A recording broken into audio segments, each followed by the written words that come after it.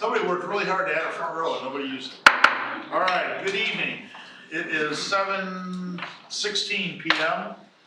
and this is the regular meeting for the Hamlet Seymour Board of Education. We'll call to order on Monday, August 19th. This time I'd like to remind everyone who's a guest to sign in. Remind everyone to please silence their cell phones. Remind our visitors in order to facilitate an effective meeting. Those that wish to make comments to the board, please read the visitor guidelines found at the table right outside the door. Complete the attached public participation form and get those to Dawn in the next couple of minutes. Public participation is allowed during the public participation portion of the meeting. Other than that time, board meetings are not interactive with those that are in attendance. Dawn, can I have a roll call, please? Giles. Here. Keith. Here. Hendricks. Here. Schultz. Here. Larson. Here. Hennessy. Here. McComb. Here. At this time, we're going to stand for the pledge, and we are proud to have our state-ranked track team here. And we're going to ask the men's track team to lead us in the pledge. Come on, TJ, you can do this. Good start. I pledge allegiance to the flag of the United States of America and to the republic for which it stands, one nation, under God, indivisible, with liberty and justice for all. Thank you. Okay. And while we're talking about the track team, and I know the room's pretty full, so to kind of help expedite students who maybe need to go home and work on homework or something, we're going to take a minute right now and talk about boys track. They are with us tonight. They were placed in the state for 2 years in a row. And we've got Mr. Hensley here, and we've got Coach LaFond here. And we'll let Matt, if you want to introduce the coach, and we'll let the coach introduce the team. So last year, I'll highlight some of this later in my report. We've had some individual state champions over the last couple of years. Had a repeat state champion who was a two-time state champion this year.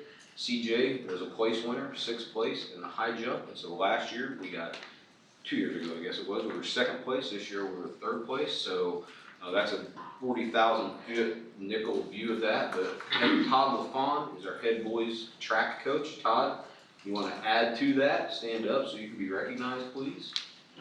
Add to that. Unfortunately, a couple of our guys aren't able to be here tonight. Matthias Powell, who was state champion in cross country and the 3200 last year, as well as got 3rd in the 1600, is on his way to Villanova University to compete there, Division I. And Hunter Hendershot, who is won shot put 2 years in a row, won discus last year, and his goal is, broke both school records this year. Goal to break both state records next year. Contacted me, something came up last minute, so he wasn't able to be here. But as Coach, or Mr. Hensley said, go ahead, stand up, CJ. Sit down here.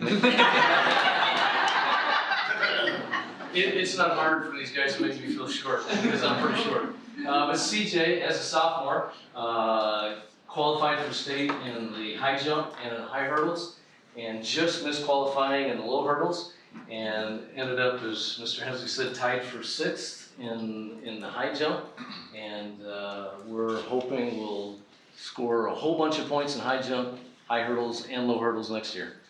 So congratulations. And,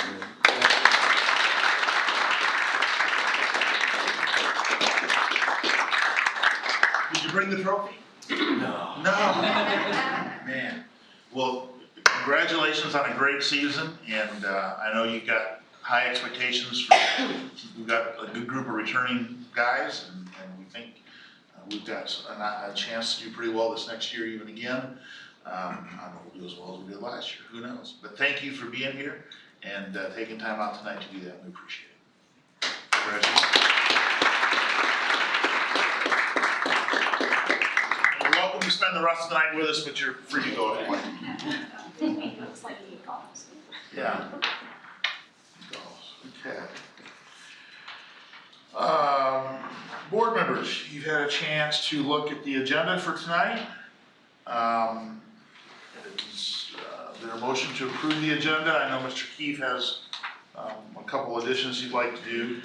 So would you like to explain those to the board? Sure, so I think I have to make a motion to do this, so I make a motion to add, a discussion item on, district goals, that may relate to Director of Instruction, it's up to Dr. Hall on that one, but just, discussion of district goals, discussion of start of the year, experiences, discussion on committee meeting procedure, and discussion on future board meeting planning. And also part of my motion, I would like to combine item 9B6 up into 9B4. We don't really need 9B6 if we just bring them all up in 4. It's really the same policy that we're discussing there. There's Mr. Keith is proposing, we approve the agenda as presented with the following changes. We move item under new business 6 up with item number 4. And I understand there's nothing in item 6 that the board has not seen before, right? Because that would be a big problem. And we couldn't take action on it. And then he is suggesting we add discussions on district goals that relate to the Director of Instruction, start of the year discussion, committee meetings, and then a discussion on future board meeting schedules. So those will become items 10, 11, 12, and 13. Is there a comment? Well, first of all, is there a second on that? Second. Is there a discussion on that? Yes, I have discussion. I thought we had a meeting last week where we talked about adding items to the agenda a week in advance. This isn't a week in advance, it's in advance of us talking about it, but that was the first thing that I wrote down from when the gentleman came from IASB. So in order for me to be a productive discussion person, I'd like to know what I'm going to be expected to talk about so that I can best meet the needs of the people that we represent. Sure, so I mean, it is just a discussion and we can, and for any of the discussions, we can of course say that we're going to table and continue it the next week. I don't think it's anything that's gonna be controversial. I expect they're gonna be pretty brief. But most of them are things that came up just in the last, yeah, most of these came up in the last 24 or 48 hours. It's not that I think that they'll be controversial, it's just that we are a lot of, you've been in a lot of the policy committees, as have I, and we talked about this last week being something that we're going to do, or when we had our August 5th training, and then why set something if we're not gonna do it? That's just. Well, I think part of the problem is we actually didn't make any decisions because we were in closed session the whole time. So the only way that we can actually make a formal board decision is to go into open session and vote on it. So we had some discussion about that, but we never actually made a decision. And if the decision that we made precludes recent activity from being added to an agenda, I guess I would find 7 days notice a little bit problematic if there's something that we need to discuss. If we're only having meetings once a month, I think having to wait a whole month because you missed the 7-day window isn't timely on some of these things. What were the 3 goals again? Or what were the 3 the discussion items? District goals relate to the Director of Instruction. Start of the year discussion. Committee meeting discussion. And future board meeting schedules. Yeah. 4 items. Another thing to consider about the 7-day rule that we discussed, I don't know how workable that'll be unless we are also getting a draft agenda 7 days in advance. Because if we don't know what's going to be on the proposed agenda, we can't make a proposed change to it. You know what I mean? We had that with our committee meeting too. We had somebody add something in there. So I'm all about like just wanting to, just as you are, get on the page so we know where to go. So we adding a 14th thing then, or are we gonna Yeah, do the 14th is future board meeting. No, That's what I'm saying, is we're talking 10, about, 11, we're 12, discussing there's something 4 right things. now that is, the proposal would be to add item It's not on 10, there. 11, 12, and 13. Because 6 or. Well, and 4 and 6 get combined. I mean, in the current policy, board members can request for things to be changed, as long as it's a discussion item. Like I said, if we start talking about one of these items, I think you'd be very. What's the start of the year? Can you be more specific on that? Is that a? Sure, it was something that I would like the board to ask Dr. Hall to report to us on at the next meeting. But it's something that I think we as a board need to make sure that's something we want. I didn't want to just contact Dr. Hall and say, would you please do this? Because, as we've talked about, we need to do this as a board. And it's just about start of the year experiences. Any other comments or discussion? Okay, the motion is to approve the agenda with those changes. Those in favor say aye. Aye. Opposed? Carried. All right. Next item is consent agenda. Anyone have a desire to remove any items from the consent agenda for individual discussion? I would just like to remove the minutes. Okay. Thanks.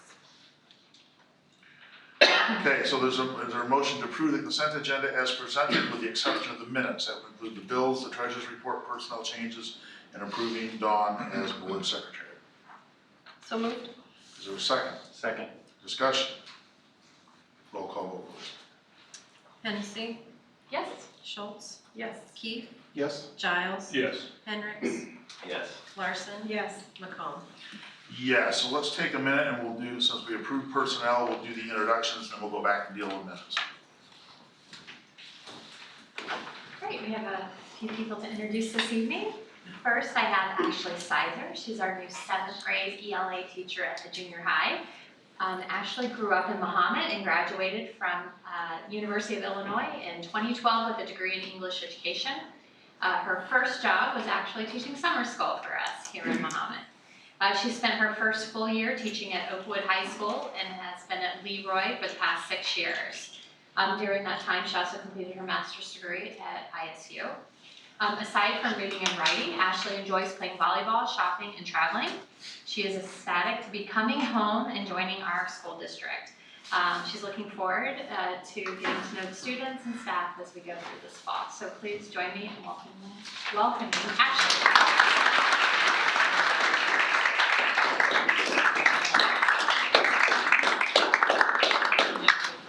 I did. That's a good one. Thank you. Thank you. Yes, that's true. Congratulations, Ashley. Thank you. Okay, our other new teacher we have with us tonight is Kaylin Ozer. Kaylin grew up in Manhattan, Kansas. She received a bachelor's degree in elementary education from Kansas State University and her master's degree in literacy from State University of New York at Albany. This is actually her 16th year teaching in the primary grades. She's going to be teaching kindergarten for us. Her passion is teaching 5 to 6-year-olds how to read and write. So she started her teaching career in Illinois. After living in Georgia, Ohio, and New York, she returned to the area when her husband took a position at the U of I. She loves to run, read, garden, and cook, and she too is excited to be joining our team. She's looking forward to teaching her kindergartners, connecting with their families, and collaborating with our other teachers. So join me in welcoming Katie.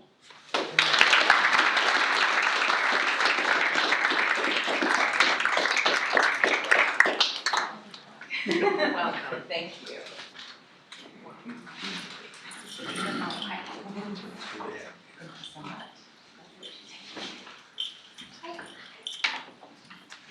One final hire for this evening. Join me in welcoming Brandy Wells. Brandy's our new support services teacher at the high school. Brandy grew up in Houston, Illinois and graduated from Illinois State University in 1998 with a bachelor's degree in English and speech. In 2000 with a master's degree in speech communications and received her LBS 1 endorsement in special education in 2016. She spent 6 years teaching language arts at the high school level and 3 years teaching elementary special education. Currently, Brandy lives in Rantoul with her 18-year-old son, Tyler, who is studying criminal justice at Parkland, and her 7-year-old daughter, Kylie, who is a second grader at St. Melanie School. On weekends, she spends most of her time in St. Joseph with her boyfriend John and his two sons Jackson and Jameson.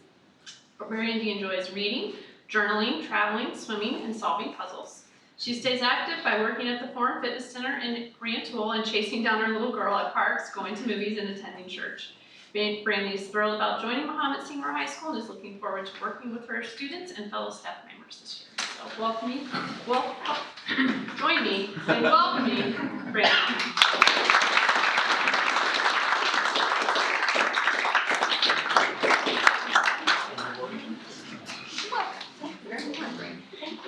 Welcome.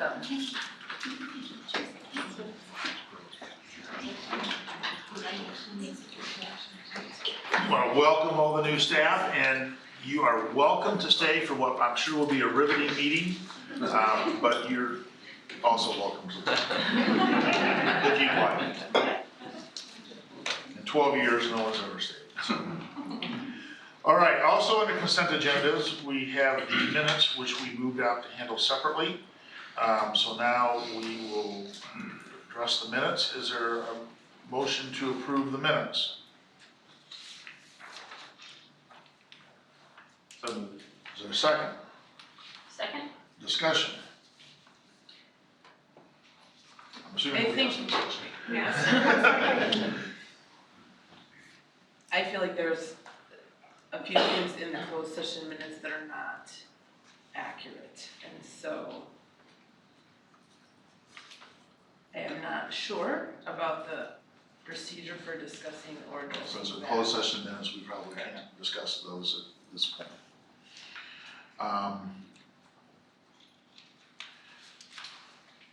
We've not had this situation. I would suggest that we amend the motion then to approve the regular minutes as presented, and that we table the closed session minutes. And then would you address? You could them in even closed session? table it just until after our closed session, because one of the reasons to go into closed session is to discuss minutes for the purpose of. We'll add that, and then, yeah. And So- then you could come So we may back come back in open session at the end. Typically, we don't come back at the end of the night in open session and conduct business, but it is possible tonight that we Or would we come, do it next week. that we would come back and approve the closed session minutes if we amend them or something. Okay, so is there a motion to, we need to amend the motion, I guess, if folks will do that. Who I made the move to motion? amend it to Chairman. I did. Okay, are you good with amending the motion to just the open session minutes? Yes. Okay, And I will second that. okay, perfect. Okay, further discussion? All in favor say aye. Aye. Opposed? All right, so the open session meetings have been approved. The closed session meetings, we will move to closed session tonight to discuss what concerns might be with those. Okay? Donations, Dr. Hall. There are no donations. There are no donations, okay. It's communication time. First of all, PTO. MSEA. Anything from the foundation? They have their first meeting this Thursday, and they will be voting in 3 new board members. That's all Tammy told me to report. Okay. Under communication from visitors, we have 3 visitors that have asked to address the board tonight. We ask that you limit your time to 5 minutes or less. And the first one is Gloria Chair. Gloria?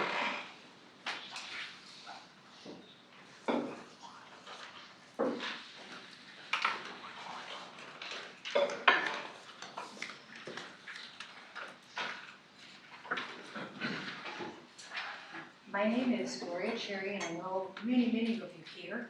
I was very active in the school system. When my kids went to school here, I raised 4 children here. Very proud of them. I think the school did a great job.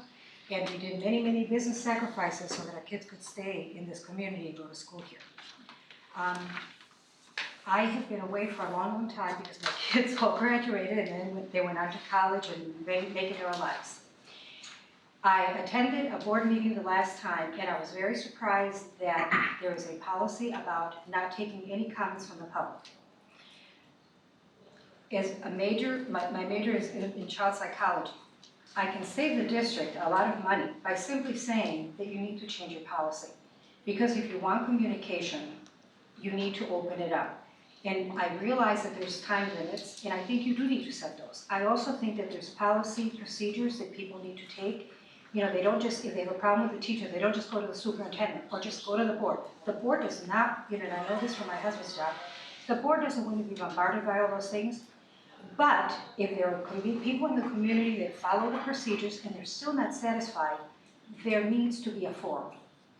And I think that by shutting down the communication, the image that you're presenting to the public, it's soup plus 4 right now. And you're very protected. And that's not your role. If you can't take problems and controversies, you should not be sitting there. Some of the questions that I had, because I don't have a crystal ball, involved what you were talking about. And I just simply wanted more detail, such as you were talking about all these numbers.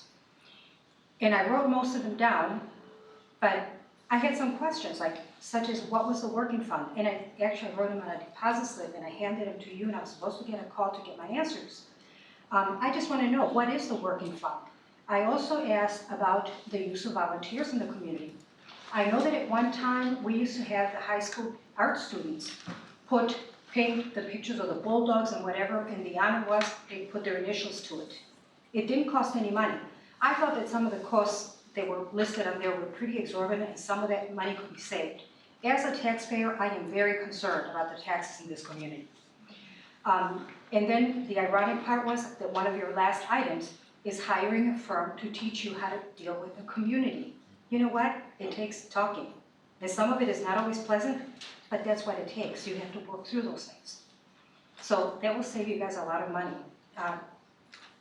I don't know, and I do know that it's board policy, but you all decided at some point, it didn't used to be that way.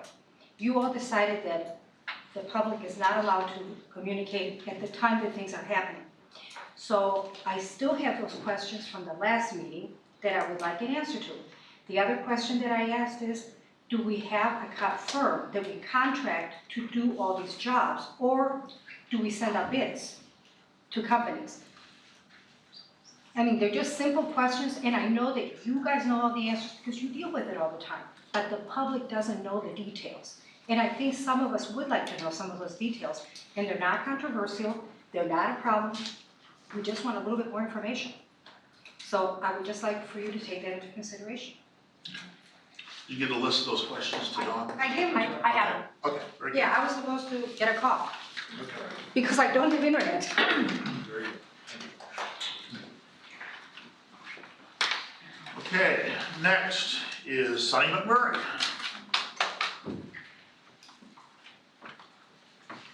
I'm not as good as Gloria. I have my notes. My name is Sunny McMurray. I've been part of the Mahomet Seymour School District since 1999 when I accepted my first teaching position at Sangamon Elementary School. While I no longer work in the district, I'm now a parent to 3 children in the district at 3 different schools.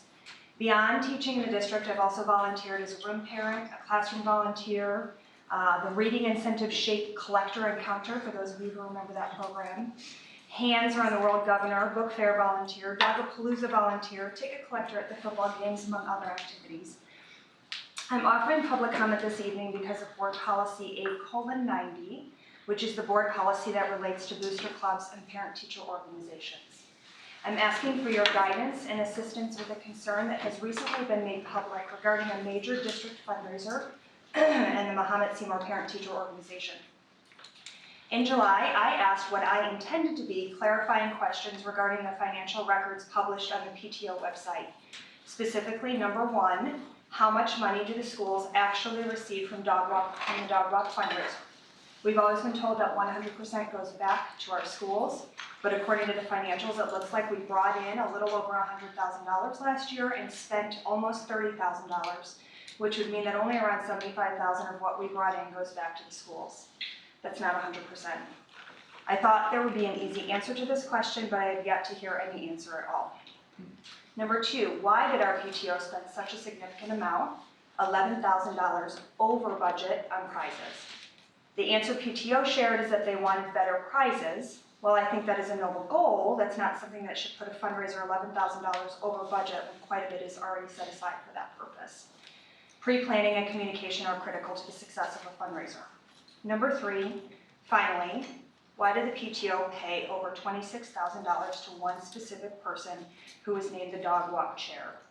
The answer I was given during a phone call with the current board president, Ashley Weber, was that it was just easier for last year's president to have this person buy everything and reimburse him, even though the PTO had other options. The PTO has its own debit card to use for expenses. The debit card should have been presented to the vendor, so the money could have gone directly to the vendor. The PTO could also have worked with companies that take purchase orders. When I then asked Ashley if the person making these charges had received any kind of personal gain, she did not know, but this person has since shared that he did personally benefit from the purchases and doesn't see this as unethical. He has not specifically identified how he benefited, but if he was taking advantage of the 5% cashback program from a cashback card like Discover, he could have walked away with $1,300 of his own money from spending my child's fundraising dollars on prizes. I have no idea if he did, which is why I asked the question. Again, we still don't have an answer, and I'm at a loss as to how it would seem okay to spend money that children raise for a fundraiser to get your own kickback in return. I'm not a lawyer, a researcher, a journalist, or a politician. I'm a parent, a teacher, a past president of a large international nonprofit organization, and a longtime member of the Muhammad Seymour School community. I have no desire to have my name dragged through the mud for simply asking clarifying questions and requesting transparency. I do, however, want to make sure that our teachers, our schools, and ultimately our kids are getting the best we have to offer. I'm certain that every one of you agrees with this goal. Therefore, when I learned the concerning financial practices of the PTO, my first thought was of my own kids who went door to door last year, asking neighbors and friends to donate, calling relatives out of state, asking them to donate. I thought of my own checks that I wrote, ultimately sending our 2 children back to school with collectively over $500 that I believed was going right back into the schools. When I saw on the website that that money instead went to a person who helped run the fundraiser, I was sick. IRS guidelines for nonprofit 501c3 organizations are clear on 3 specific actions that could cause a 501c3 organization to lose its nonprofit status. Number 1, private benefit, such as what seems to have transpired. Number 2, political campaign intervention. And number 3, legislative action. I brought a copy of that information along with the link as to where you can find this on the IRS website, and Mrs. Quinlan has that. I've not had any luck getting specific information and straight answers from PTO. My goal at this point is to turn this issue over to you so PTO can start their fundraising season on a positive note with honest and transparent marketing and no skeletons in the closet. I'm unclear as to whether this is something that needs to be addressed by the superintendent and our financial officer, by the school board, by an independent auditor, or by all of the above. I ask for your assistance in further clarifying the financial records of the MSPTO as a member of the PTO and a concerned parent and a voter in our school district to determine if anything inappropriate occurred with the fundraising dollars from last year's fundraiser. I'm also asking for your help in ensuring that if anything unethical did occur, that something either intentionally or unintentionally, that the situation is rectified. I'm hopeful that with the members of the school board looking more closely at what may have happened last year and possibly during previous years, that donors will feel more comfortable knowing what is happening with their money and will be more likely to continue to support our schools. Thank you all for your time this evening, and thank you for your commitment to serve in your role on the school board to support our kids.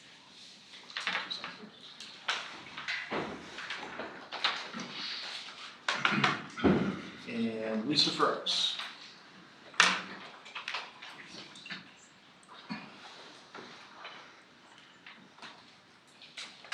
Good evening.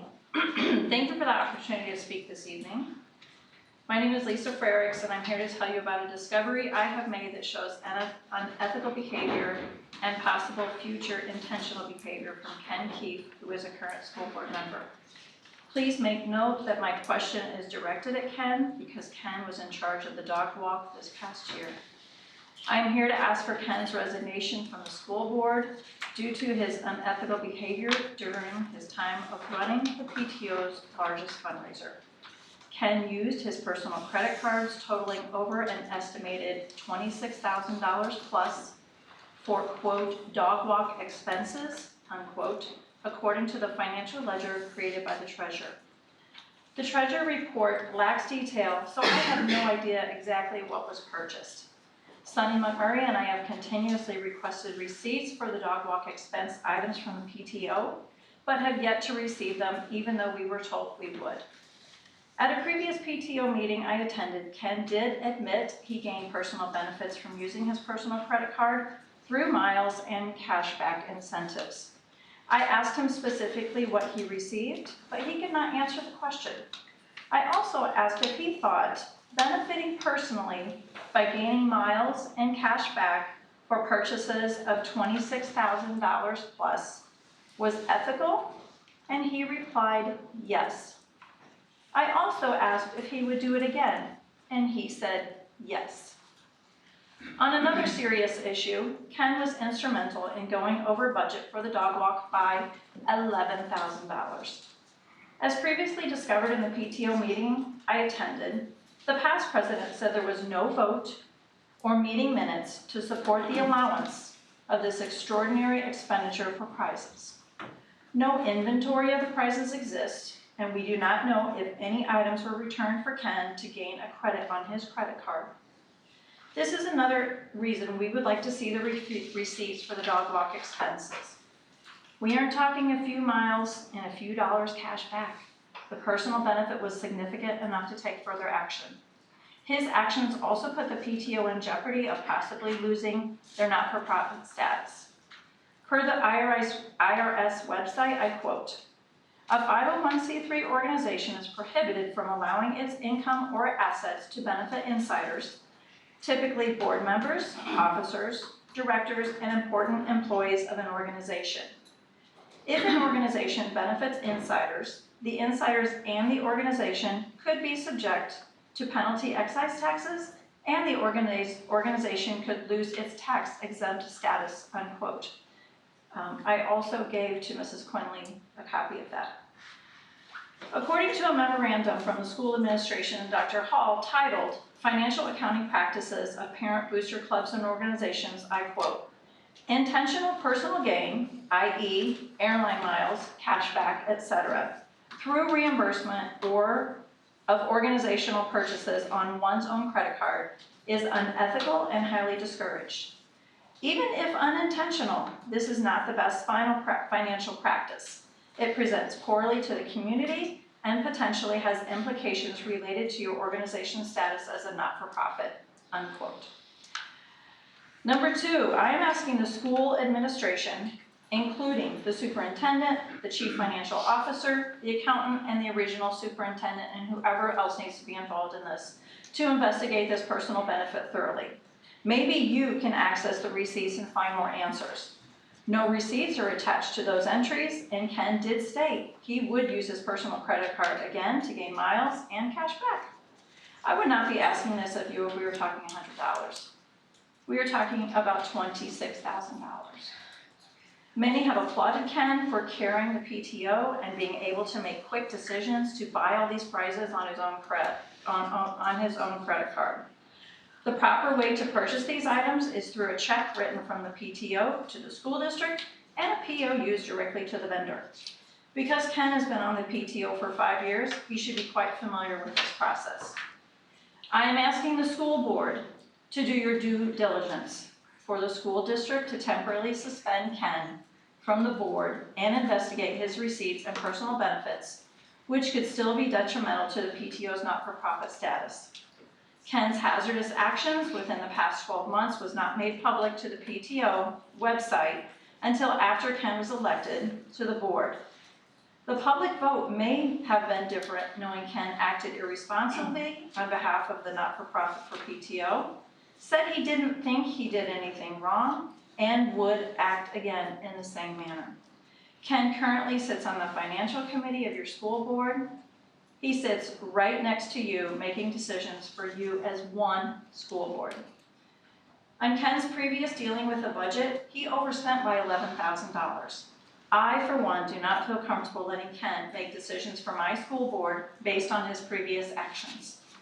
Ken also made a public comment in the public candidate forum for the school board election that we raised a record amount for the PTO and our elementary schools. However, he did not close disclosed the fact that he personally benefited by gaining airline miles and cashback incentives, went over budget by $11,000, and spent more than any other year. The actual highest profiting year was 2016 and 2017, according to the PTO website. I would like a school board member who can understand the definition of profit. In closing, I would like to say that I would rather spend my time volunteering in the school district. Yes, I do volunteer and I donate a lot of time and money. I've been criticized publicly for speaking at a PTO meeting and asking the hard questions. On the other hand, the massive amount of concerned parents and citizens who have reached out to me to continue pushing, to continue asking the hard questions, to continue pursuing the truth, has kept me focused in finding the answers. I ask you to do the same. Keep asking the hard questions to pursue the truth. Make sure the person sitting next to you on the school board is someone you can fully trust to make a solid decision and not put the school board in jeopardy by acting in an unethical manner. Thank you very much.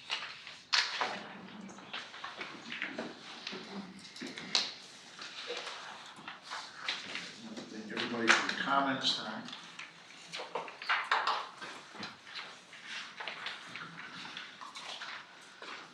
At this time, it is opportunity for communications from board members. And I'll begin. I do have some disappointing news to report to the board tonight. We found out last week that an Open Meeting Act complaint was filed against the Board of Education with the Illinois Attorney General's office. Unfortunately, the way we found out was when we received the decision on August 13, 2019, from the Attorney General who denied the complaint. Turns out the complaint was filed back on June 17, 2019, and accused the board of literally dozens of open meeting violations going back more than 2 years. We never knew as a board that anything had been filed. Now, the good news is the Attorney General denied this complaint entirely. What surprises me and really disappoints me is this complaint was filed by a board member, Mr. Keefe, and that he never made any effort to discuss any of these issues about filing the complaint with anyone here at the district. Didn't share with the entire board or the superintendent what he was planning to file.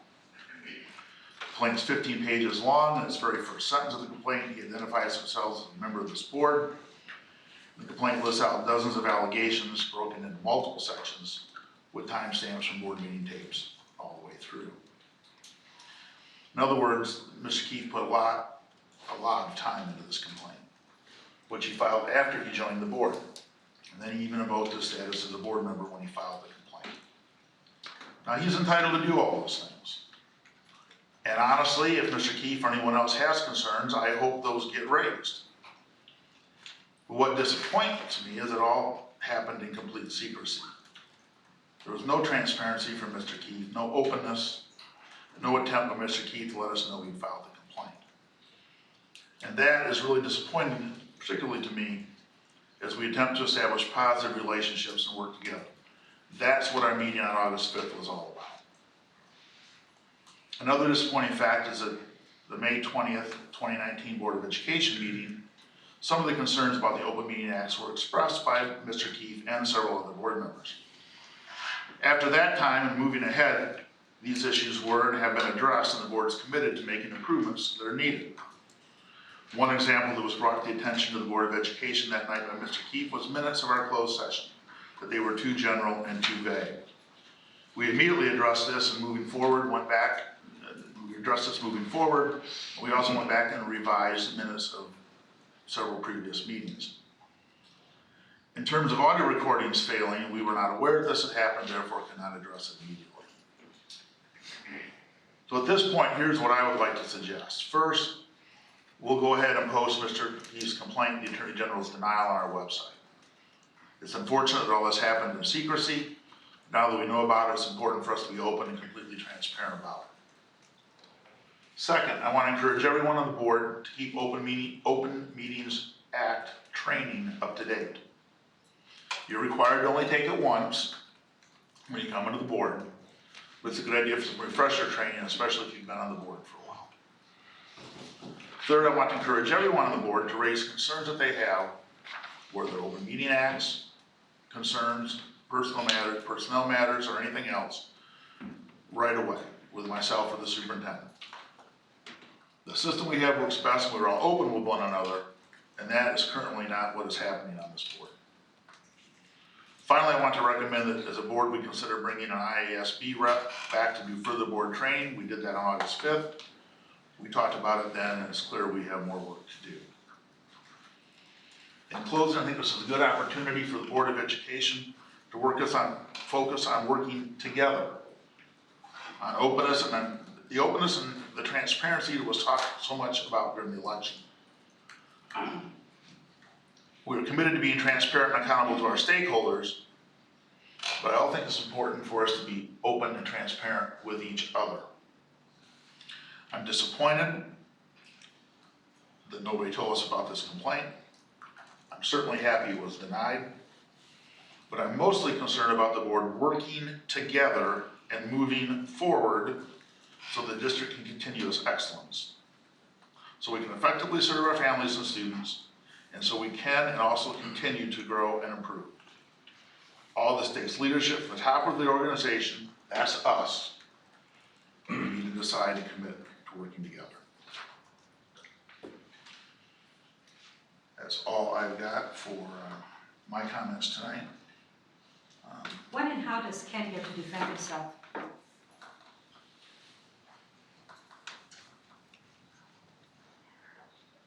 Well, that's a good question. What's the forum? I would like to hear the answer. Well, I would I mean, imagine everybody's that some of this will be on the agenda for future meetings. You know, this is, okay, this has been a dump session on Ken. The problem is, if you get him too quick, it will go back to the same pattern of the board appointing someone, not electing, and we've gotten away from electing candidates to the board. Again, meetings Except are for not these three. interactive, so we're gonna continue with our meeting. Boy, I was elected to the board. Okay, in how many years? I got elected to a 4-year term 2 years ago. I ran and I was I'm elected. saying since when? How many years did we Again. be elected? Again, the meeting is not interactive, we're gonna continue with the agenda.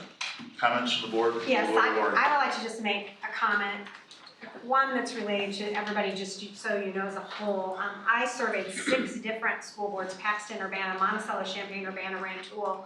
We are not unique in that we don't do interaction.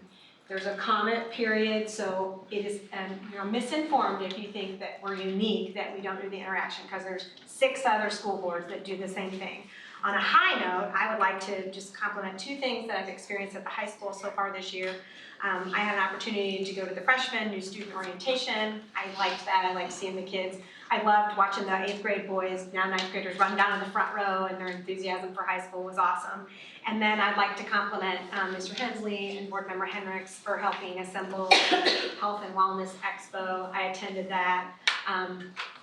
There were probably about 50 people there, but it was advertised, it was put on for our students and our parents, and it was a really great opportunity to learn about dietary things for our student athletes, to talk about health and mental wellness for our student athletes, and then we had a professional athlete come and talk to us about keeping your eyes on who you are as a person and your academics and not so much your athleticism. So I really enjoyed that, and thank you for doing that.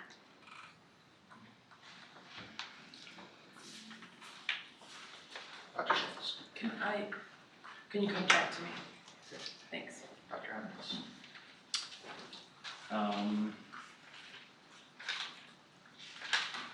Just weighing my thoughts, I guess. I'm Same gonna pass for now. Pass. Ms. Henricks. Well, there's lots to unpack here, so I'm not sure exactly where to begin. I think I will begin with the complaint to the Attorney General's office. In all fairness, I think the process needs to be understood by people as to why Ken might have taken the path that he did. As a new board member, you come on board. There are lots of things you can do in the onboarding process. One of those things is to sit and listen to closed session tapes. So the 3 new board members did go in and listen to closed session tapes for the purposes of getting up to speed on the topics that had taken place, discussions that had taken place. And There are things that are allowed for closed session topics. I think you probably, if you've attended a board meeting, understand that because Max usually reads off pretty clearly. There are a few things that you have to read off, and there are very specific reasons that you can go into closed session. And closed session is supposed to be for very specific discussions. Because we are a public body, because we spend your money as taxpayers, we are supposed to do most of our discussing in the light, where you can see it and understand our decision-making process. It's only when it comes to things that are confidential, i.e. specific students, specific personnel, legal issues, I'm trying to remember off the top of my head, negotiation issues with the union. Those are very specific and limited topics that you can go into closed session to discuss. If you discuss anything else in those closed session tapes, you are doing it illegally. I concur with Ken. When I listened to hours upon hours, I'm gonna guess I listened to 100 hours of closed session tapes. There were numerous instances of discussions that took place that are not appropriate or approved for closed session. Anywhere from figuring out how we were going to block new board members from having any voices, having any impact. I can imagine that if you were a new board member elected by the public and you, in your research and time and effort to get up to speed as to coming onto the board, heard that there were active plans to subvert your vote and make sure that you would not get to add things to agendas. If the numbers weren't right, people wouldn't show up, so votes couldn't be taken, that this might be concerning to you. Those were some of the things that were on the closed session tape, not available for closed session comment, by the way. Not really appropriate to have discussions, in my personal opinion. But the process for reporting what happens in a closed session when it is inappropriate is very clear and outlaid by the Attorney General. Within 60 days of the infraction or learning about the infraction, you need to make a report to the Attorney General's office regarding the infraction. There's no way to know about a closed session infraction if you are not a board member, because board members are the only people who are allowed to listen to closed session tapes. So I think what Ken did was listen to the tapes and realize that time and time and time again, things that are not appropriate or legal to be discussed in closed session were taking place in closed session. Part of the problem is that the public doesn't get to understand what happens in those discussions, and then decisions are made with your money and your kids and your policies. And so Ken followed the track for reporting this appropriately. When I got this from Max, I did some research, and what he did was appropriate in terms of attempting to contact the Attorney General and get them to weigh in as to whether or not this took place and was appropriate. From my reading of this, the Attorney General did not weigh in as to whether or not these infractions occurred. They took issue with how the process was done, somehow indicating that it was not timely enough because some of these instances went back 2 years. I think that can be argued because, again, the only time you can listen to these is as a board member, and when we came on board, we listened to it, so we're within the 60-day reporting period. So I think that's important context that everybody needs to understand. In terms of whether or not we were going to talk about this, the only place that you can talk about something like this is in an open meeting. In my experience on the board, we have had several discussions about asking to add agenda items to agendas. Time and time again, we have been given reasons why we aren't allowed to add those agenda items. It's not timely enough. They want to have more discussion about what we're going to add. And as a new board member, having just taken the OMA training, again, you cannot have discussion outside of an open board meeting and it be legal. You cannot have discussion through a series of emails back and forth for the purposes of discussion or decision-making as board members. So it probably feels a little ticky-tacky to some of you who have been to some of these board meetings where we keep bringing up, it's not legal, it doesn't follow OMA. But quite honestly, if we are going to be policy makers and policy enforcers for our kids in the district, at a bare minimum, in my opinion, we better be policy followers. Laws matter even when they're little. And if they seem insignificant, you still need to follow it, because a pattern of not following the rules consistently leads you down a path of never following them. And I think that's really problematic. So in terms of that, I think that context is pretty important. As to the PTO comments that were made tonight, one of the things that I think is really important is that you understand that the school board and the school district have absolutely no oversight of the PTO whatsoever. The PTO is a separate organization. They have separate rules and guidelines, and we don't have any jurisdiction over them. And so I think we need to be very cautious as to what we as a board start to address in terms of what we go in and tell people to do. We have lots of organizations working really hard for kids in this district, raise lots of money. We have booster organizations, we have PTO, we have music organizations, and those are all organizations run on the backs of volunteers. And having been one of those volunteers, I'll tell you, it's a handful to a dozen if you're lucky. And so if we start going into these organizations and dictating to them how they can run, one, completely inappropriate, we have no jurisdiction there. Two, I think it will kill the organizations, and I'm not sure who's gonna come volunteer, and I think that does damage to our kids.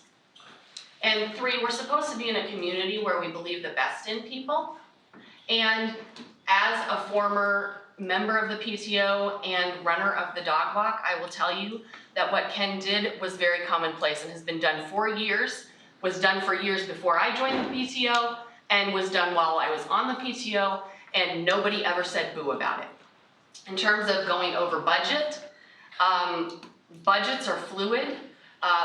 Before I was on the PTO, it was very consistently, the PTO budget for dog walk was between $25,000 and $35,000.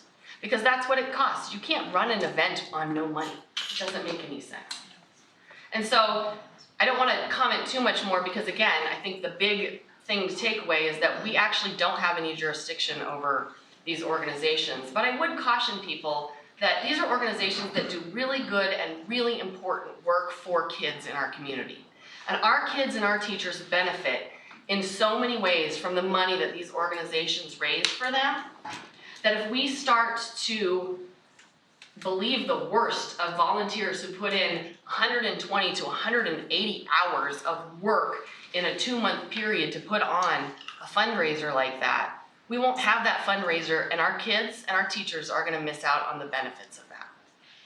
And so I just think maybe we need to move forward and really understand that people in this district are working in the best interest of kids.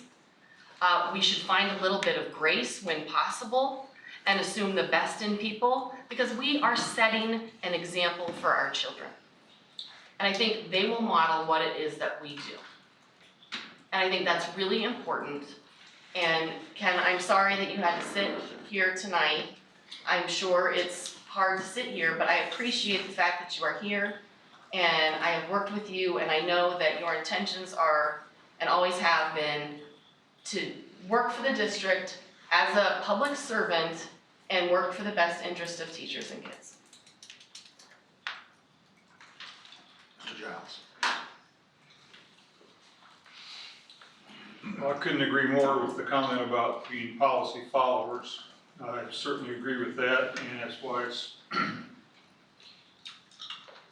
as disturbing as it is that there's self-serving behavior and acting alone that now has been dismissed as commonplace.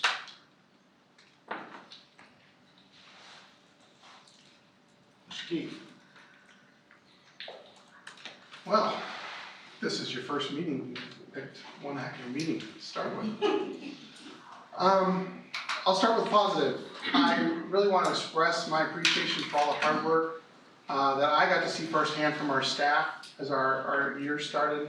I saw teachers personally working hard in the classrooms before school started, setting up their rooms on their own time. I attended more than one open house or introductory night with administrators helping parents and students navigate their buildings. I am extremely grateful for that. I'm especially grateful for the work that Mrs. Hunter has done in adding two back-to-school nights at two back-to-school events at Lincoln Trail. In my book, anything that gets parents walking through the door and participating with parents or with teachers and students, that's a big win. So I really appreciate her and everything our administrators and staff have been doing to get us up and running. For the Attorney General filing, Mr. McComb is correct that I addressed some concerns with the board, and that I feel was appropriate at the time to deal with our current meetings and our current practices and what we're doing with the future. However, I also found as I worked through, actually I've only been through about 40% of the recording so far, I found many violations of the Open Meetings Act, and I take that very seriously for this board and really any public body, because it's an essential law to make sure that our democracy is working effectively. Without clear information, our democracy won't work. To be clear, a violation of the Open Meetings Act is a Class C misdemeanor. It is breaking the law. And I don't know what you all would do. I don't know what you fellow board members would do if you saw a law being broken. My response would not be to have a conversation with that person breaking the law, and especially if you've seen it over the course of 2 years with no real remorse that it's happened. My response wouldn't be to talk to them quietly behind the scenes and say, hey, you know, breaking the law, that's probably a bad policy. My approach would be to report it to the authorities and let the authorities weigh in on it and take care of it. And that's also what the Attorney General's office suggests when people encounter Open Meetings Act violations. And so that's what I did.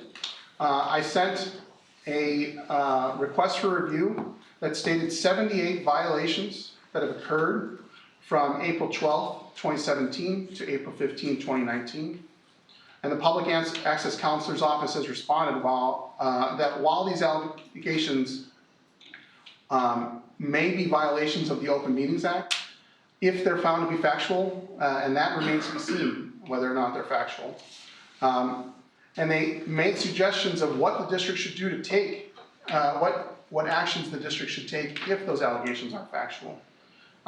However, the office decided to decline to review the allegations at this time. I reached out to the Public Access Counselor, who's in charge of these types of complaints. The Public Access Counselor is only superseded by the Attorney General himself. And Ms. Sarah Pratt and I had a conversation, and I asked her to explain why this decision was made the way it was. And she told me that, quote, her office has limited resources and wide discretion in deciding which allegations to investigate. Her office is, quote, not making a determination as to whether or not they can review these allegations. However, her office is deciding that they do not want to commit the resources necessary to review these allegations. I can understand her position. I find it disappointing, her position. I take these violations seriously, and I think there is real things the district can do to remedy those problems. So I am going to ask board members to join me in calling a special board meeting to go over these allegations and accomplish two goals. One, determine if the allegations are factual, because the Attorney General declined to weigh in on them. And two, determine what remedies the district will employ to resolve these allegations. I believe that the last time we did a poll of availability, September 3rd worked for 6 out of the 7 of us. So I'd like to call for a special meeting on September 3rd, and we can go over these as a board, because as I see it, the only real way that these allegations are going to be considered and hopefully resolved so we can move forward is if the board is going to do it themselves. So I just have to have faith that we're going to understand our mistakes and do the right thing moving forward. As for the PTO thing, Ms. McMurray and Ms. Frericks, I'm disappointed to see that you're continuing this witch hunt that started with social media attacks months ago. You brought these concerns to the PTO. You are continuing to harass the PTO board via email. The PTO had a public board meeting where you had an opportunity to come and address your concerns, and the PTO responded and stated that they've looked into these issues and they are content with the way things were done. You've asked for receipts and invoices. I believe they've been given to you. The board has stated to me that they've been given to you. They've been shown to you at the minimum. No, they have not. You may or may not be aware of this, but one of you stated that this information was released after I was elected. The reality is, when I was elected treasurer in 2016 of the PTO, I was the one that pushed for our finances to be made public on the web. As far as I know, we're the only nonprofit organization in Mahomet that has their financials publicly available on the web.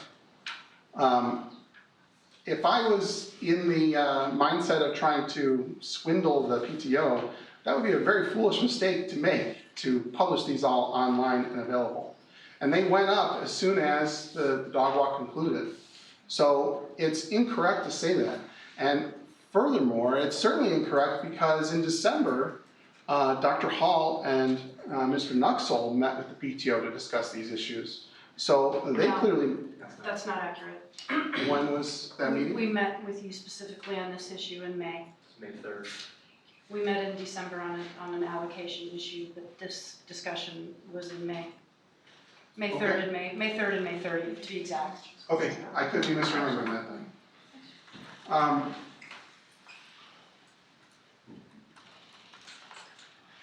I'm really disappointed that you guys are continuing this. It's been made clear to the public that this is a farce. I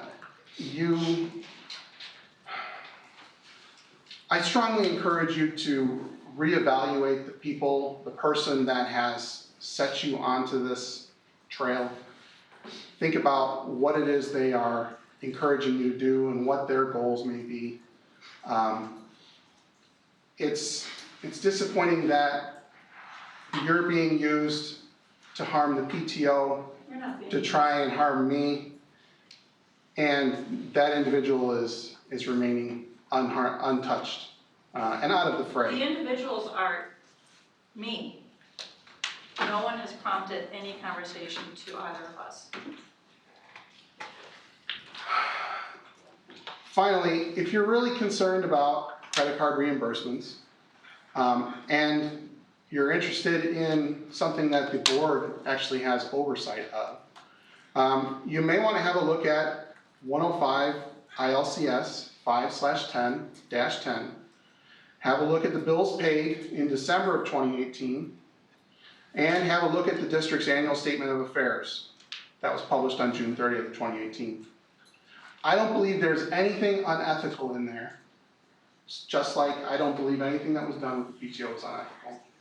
However, if you're going to be consistent, you may disagree with me. Somehow I don't think you're going to look into this problem, however, because my name's not attached to it. I think everyone realizes what's going on here, and it's pretty sad the way you're harming the community.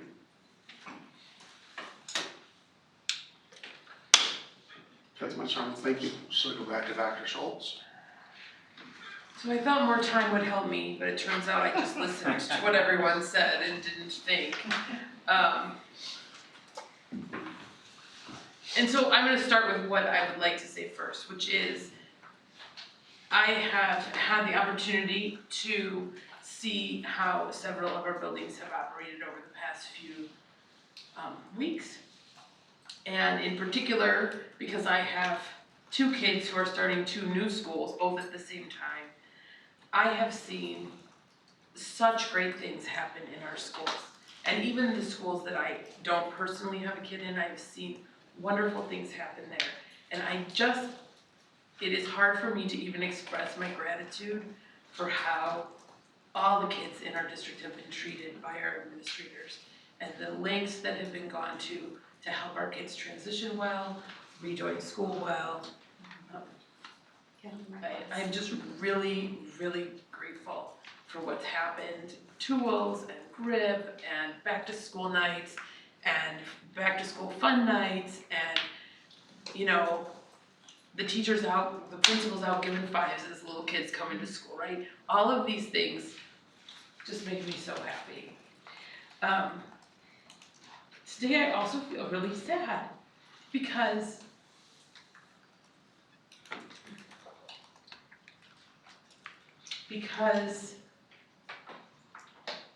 of all of this stuff.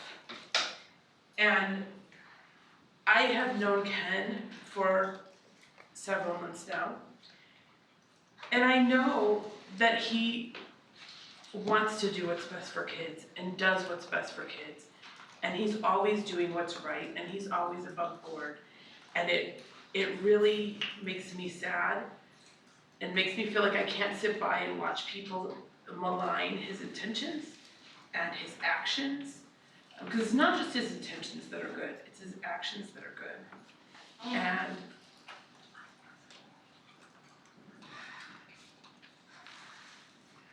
And that's, I'm proud to work with Ken on the board. I'm proud of the things that he tries to accomplish. I'm proud of the stands that he takes. I don't have the code in front of me here. If I recall correctly from way memory, 890 only applies to organizations who want to use the name of the school. It's just a list of things that you have to comply with if you want to use the school name. It's not a list because the PTO is not our jurisdiction. And as I sit here, I am overwhelmed with the things that are our jurisdiction. I am overwhelmed with the amount of work to do for our district, the amount of great things we want to do for kids, all of this stuff. And we need to not take more, which the PTO is not at all our jurisdiction. And so it's not the administrator's jurisdiction, it's not the board's jurisdiction, it's no one's jurisdiction but the PTO, because they're their own entity. So they have a board, and that's the board that needs to investigate them. This is the board that needs to talk about the school district. And I can agree with Max that we need to have some kind of discussions and we need to figure this out. Because we need to come to some understanding and we need to do it in a legal fashion. We need to figure out how we're gonna follow rules and we're not gonna decide this rule and that rule. And you've heard me say before, and I'm gonna say it again. It is when you agree with the outcome that you should challenge the process. Because if we don't challenge the process every time, and especially when we agree, then we're gonna have anarchy. And so there's a lot of things we agree with, but we have to make sure we do it right. And so even tonight is an example. The board has voted, the board meeting started at 7 o'clock, and yet this meeting started at 6:30. I don't care that the meeting started at 6:30. I kind of like that it started at 6:30 because we haven't even started the meeting and it's 8:25, right? So we don't want to be here until 3 a.m. But we need to follow procedures. Lori mentioned this at the beginning too. We need to have procedures that we follow. So we need to agree on what we're going to do and we need to follow them. And it seems petty and picky, but if we're gonna get along, we have this set of guidelines and these rules, and we need to follow them. And so I think we do need to sit down and have a discussion. I don't think we need someone else here to do it. I think we need to sit down and take the time to have these kind of discussions about how we're gonna go forward. Forward, moving forward, not looking backward, I yes. know, I said forward. And,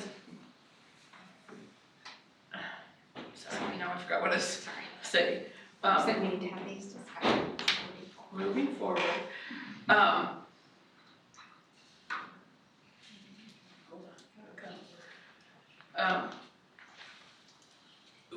the IASB, we talked about a lot of great things there, but we need to have practical discussions about how things are gonna work. That was more of a sort of overarching, how can we have relationships, how can we get together, but we need to sit down and say, what are we gonna do, right? There's this idea that we can't do anything unless we're part of the board as a whole. There's not really any opportunity for us to sit down as a board to make a question. So if we want to ask a question or ask for some information, we need to discuss as a board, how are we going to do that? How is the board going to come together and ask for information or decide not to ask for information? But otherwise, we show up at board meetings and we ask, and then people are offended, and I just think we need to work on it, and we need to. Sorry, my battery's over. Well, are there hidden cameras in here? We're on a reality TV show or something. So I mean, this is nuts. But you know, I don't even know where to start. We've got so much dysfunction. But I'm supposed to presume Ken's innocence, but we can't presume the previous board's innocence. And I'm telling you, this is nuts. There isn't anybody who is violating Open Meetings Act purposefully. There was no intent. I was present for the past year. And so we're coming in with the presumption that someone's guilty, questioning their honor, and you do something like that. And then we're supposed to presume you're innocent. Fine, I don't know if you're innocent or not, but don't come in here and tell me I'm a liar.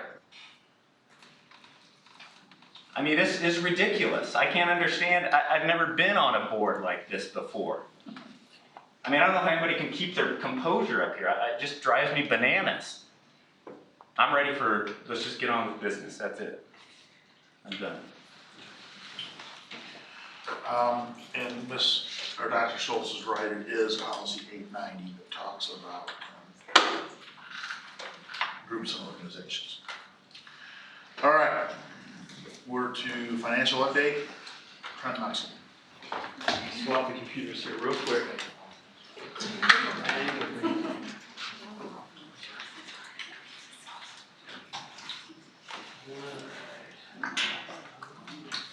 I want to go there. Back.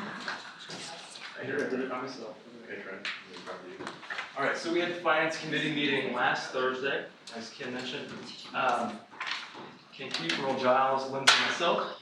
And we talked through the tentative budget for FY20. The budget it's actually heavy in revenue for once, believe it or not, but that's it's completely because of the late property tax payments from the Champaign County that we've talked to death. But as mentioned in July, I'll just mention it again, despite not receiving those payments, we did not issue the tax anticipation warrants approved by the board in early June. We did not issue those, so had enough set aside to get through that low valley in the cash flow, fortunately. But on Thursday, we did discuss some of the new positions that we added with the evidence-based funding, Tier 1 funding specifically. We were designated as a Tier 1 school district in terms of the evidence-based funding model with the state, which puts us really in the company of around 300 other school districts who are identified as needing more additional state funding.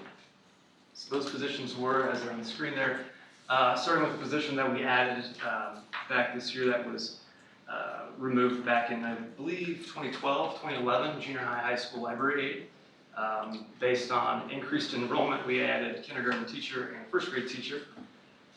as well as a fifth special, not because of enrollment so much, but because we need to be here in Middletown. High school guidance counselor, we added a little bit more cost to an existing staff member for the coordinator of student services position. And then, of course, the other costs related to adding the new classrooms for kindergarten and first grade for furniture. Furniture is not cheap. And then the action-based learning fifth special smart board. So in total, we received, or we will be receiving throughout the year, $509,000. But as we discussed it with the finance committee and given a short notice, we were told about the tier 1 funding about 13 days ago. Even with those funds, we did add the kindergarten and first grade teacher, but it's best that we wait to add anything else, just to kind of ease into the year with what we have, and given the short amount of time we had to make decisions with that. But we'll continue to meet as a committee and make those decisions moving forward. Overall, the FY20 budget, like I said, it's heavy in revenue. If we remove that July payment that we received, that should have been in June last fiscal year, we're essentially balanced. We're within $8,700 balanced on 9 funds, totaling about $31 million. So we're doing pretty good there, I'd say. Not a fluid budget. So that's what we have there. We discussed that in the meeting. Any questions about any of that? So we discussed this in the meeting, but these are items that were tentatively budgeted and already decided before we got the evidence-based funding, is that right? Well, we knew we were going to get, as we discussed as well, we knew we were going to get at least tier 2 funding, which was going to be at least $250,000. So we felt comfortable pulling the trigger on some of these decisions.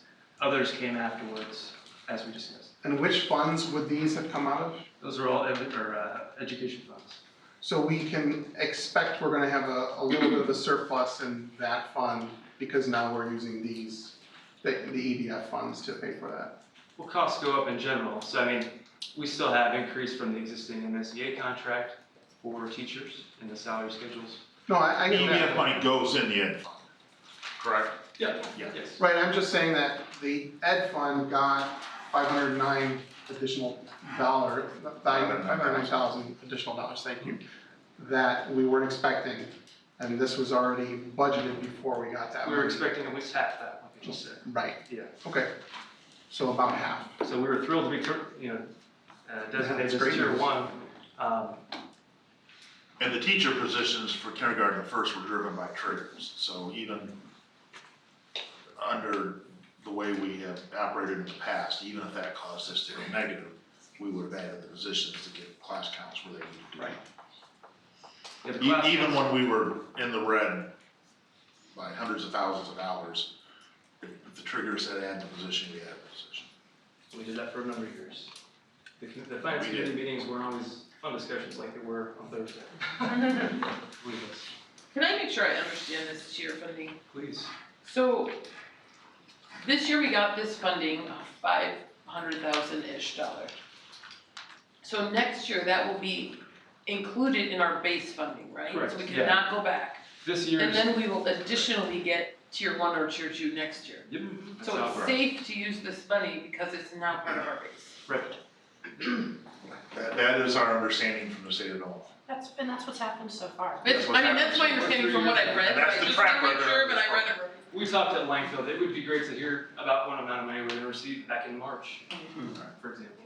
We could have some pretty lengthy discussion at that point, but it was about, I say 13 days, 14 days ago. Today's the 19th, that was the 5th. So yeah, we found some pretty good kindergarten and first grade teachers, given the short amount of time. It's the same state of Illinois that a few years ago, after school was open, the budget was set, the teachers were here and we were rolling, cut us with no notice 20%. So it's hard to feel, but under this program, they've been very good so far and have done what they said they're going to do. So good for them. Yeah, keep your fingers crossed though, yeah, don't get too comfortable. Any other questions with any of that? Thank you.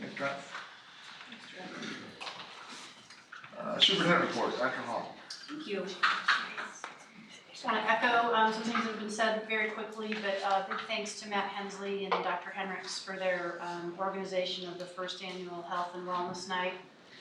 Would like to have seen more folks there, but when the first time you try something, you hope word gets out, and we hope that there's a bright future for that evening. It was really a great night. The only other thing I'll mention right now is that we have rescheduled our joint meeting with the Village of Mahomet Board of Trustees for Wednesday, September 4th, 6 p.m., and it'll be at Corn Belt Fire Department. Anything else on the report? No, thank you. Questions or comments for Dr. Hall? Dr. Hall, thank you for including the FOIA requests in your report. The one about the meeting on April 10th kind of got me curious. What was that meeting for, April 10th?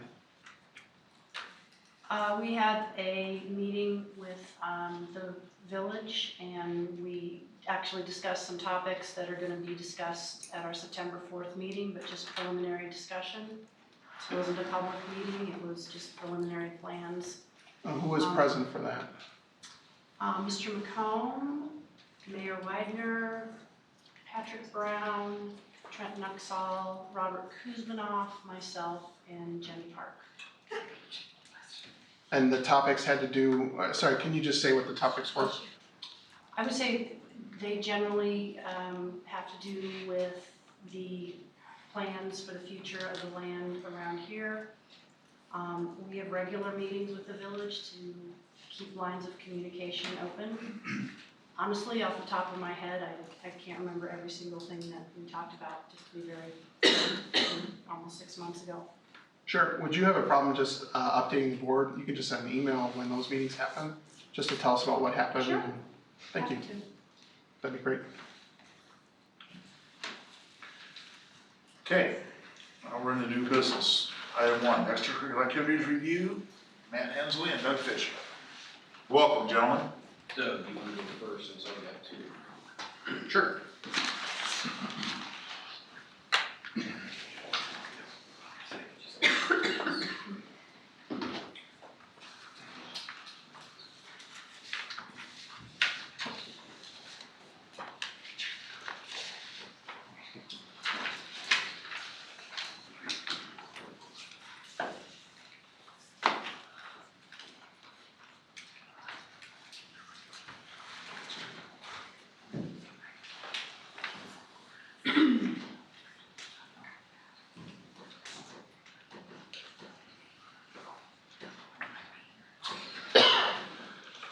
All right, I'd like to thank you for your time this evening. I think if I'm going to sum up what I'm going to share with you tonight, I think I would like for you to understand that we have really great student athletes, but behind those student athletes are just really great kids.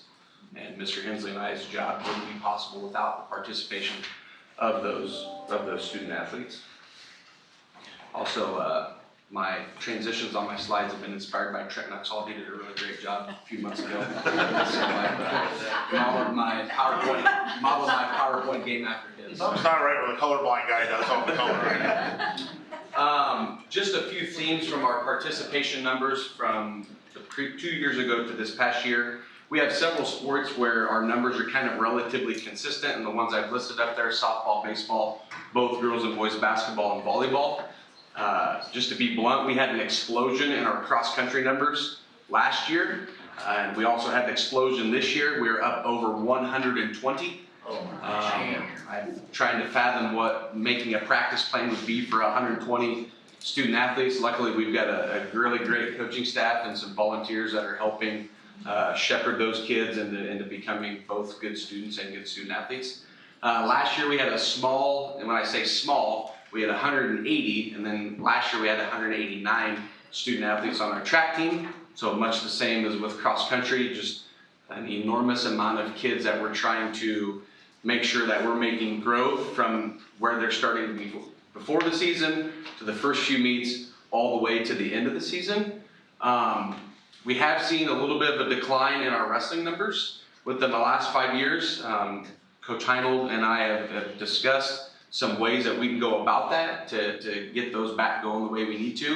I know that there is a new person in charge of the Mahomet Seymour Youth Wrestling Club, So I would like to work with him to kind of see if we can increase those numbers to where they need to be, so that way when they get into 6th grade, that we have a really good number, and that way they will continue to stay out. Some of our highlights from the past academic year, we had the following teams win regional championships: boys baseball, 7th and 8th girls basketball, 8th boys basketball, wrestling also won a regional championship. Our 7th grade girls basketball team won a sectional championship and made it all the way to 4th place in state.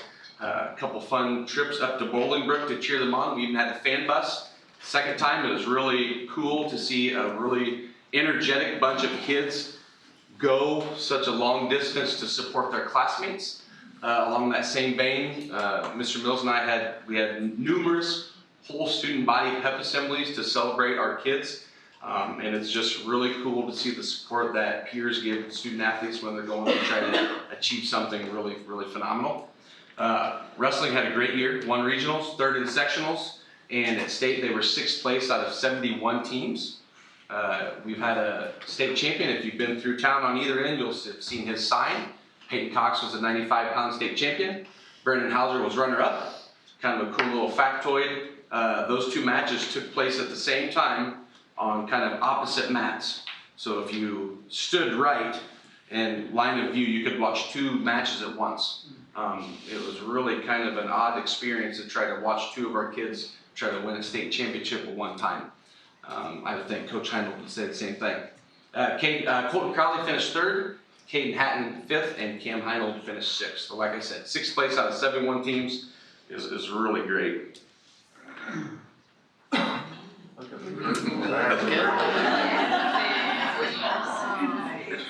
Mr. Ben's in trouble. Shoot, all right. He's over the pipe. How could I change my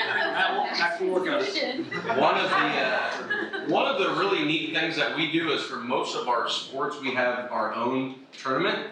And I think if you ask most of the people in the room what they remembered about their athletic career, it'd be like winning your own tournament.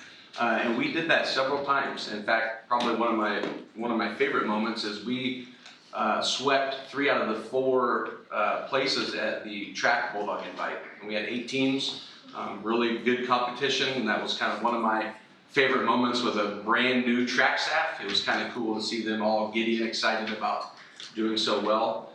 Speaking of track, we had a really good state track meet. Our 8th boys 4x4 got 2nd. Valiant Walsh finished 2nd place in the 400.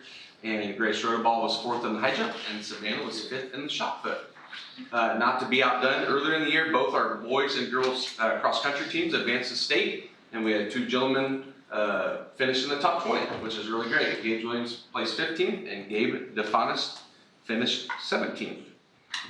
Not to be outdone, Scholastic Bowl regionals are kind of a different animal, where it's not like you play a team and you lose. It's kind of a round-robin format, and our Scholastic Bowl team finished runner-up to a team that would eventually go on to state. So it's always kind of a double-edged sword, where if you get beat, then it's always kind of nice to see somebody go on and do well that has beaten you. Club-wise, got some really cool feedback during one of our band assemblies, where the band played for the entire student body. Had an 8th grade student say that she was very happy that Mr. Mills and I have made such a focus on our clubs and other activities instead of just athletics. And that really hit home to me, that we're kind of emphasizing everything. So I've got a list of all the ones that we offer up there: art, drama, science, photo, video, agri-science. Mrs. Worley comes down from the high school and works with our kids that are interested in that. And we also had speech. We've got a really strong intramural club with volleyball and basketball. Mr. Mills and I have had many discussions about looking at ways of expanding that to offering something in the fall. So just continuing those discussions on what can we offer kids that aren't doing anything, that are interested in something, whether that's something with frisbee, badminton. I don't know anybody that doesn't like a good game of pickleball. Just trying to hit kids where they are. Kind of along those same lines, we will be handing out a survey using Google Forms to the kids at some point in time this year to kind of see, what are we not offering that you might be interested in? We're required by the ISA to do that so frequently. I'm really looking forward to seeing what our kids say on that, because junior high kids, if nothing else, they are just very honest, blunt individuals.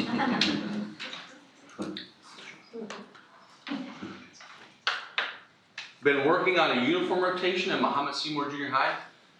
Last year we got new basketball uniforms. This year I've listed the things that we will be playing new in this year.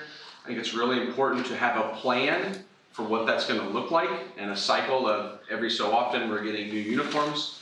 So I've listed the 4 that will be getting new this year, and then have kind of saved track and cross country who share uniforms for its own year, simply because it's such a large group of kids. Anytime you have a team that's almost 200, you can't just have 200, you have to have extra in case they get lost or ripped or torn or something like that. So to me, Mr. Mills and I have talked very much about what the plan is, and so to me it's very important that we have a plan and that we will continue to follow it as we move forward. Some of the things that I would like to emphasize and work towards for 2019-2020, I'm really big into social media. Mr. Hensley gives me a hard time most every time I see him about the things that we put out on social media. And utilizing our local news, we've got a lot of coaches that send the scores out to the News Gazette, the Citizen, and the Daily, just continuing to tell our story. I think it's very important that we not only tell our story when we win a game, but also you have to be able to tell your story when it doesn't go your way. And to me, that double-sided coin is really important, that we're not just always, we've got a softball game today, we're going to tweet the score if we win or share the score if we win, but if we lose, it's crickets. I mean, that's not the way that we're going to operate. Had a really interesting interview over the summer where a candidate said something in terms of bullet point number 2, that he was really interested in the growth of the entire roster on the basketball team and not just the guys that start. And to this day, I don't know why that struck me. But I think that's one of the things that I emphasized at my coaches meeting a couple weeks ago, is that we, from the top to the bottom, in terms of numerical, not quality or quantity, we have to make sure that we're focusing on whole student athlete growth. I know social emotional learning is really big.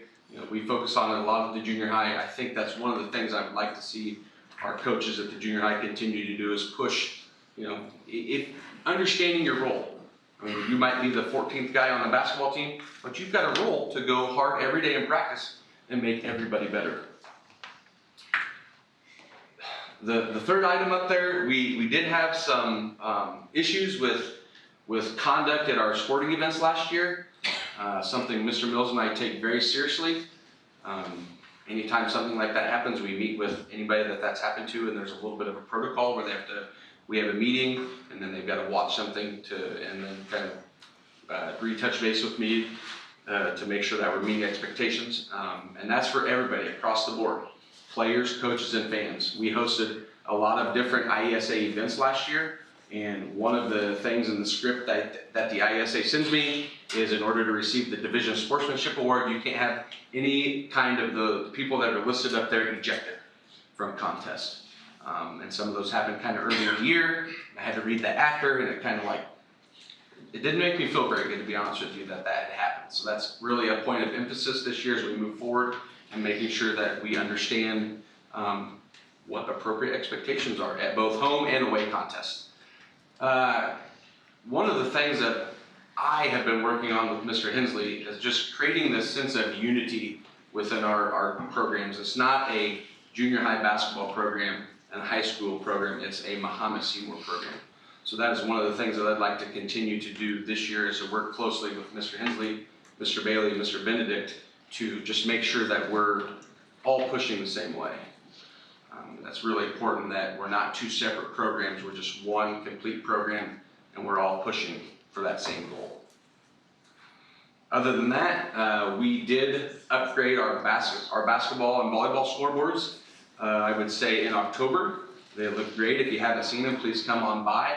They look really great. We worked with the high school to kind of utilize one of their old ones, and we got a nice new one, as I guess I would call the main scoreboard. So, entertain your questions at this time. So I just want to say thank you. These plans and goals that you laid out are wonderful, in my opinion.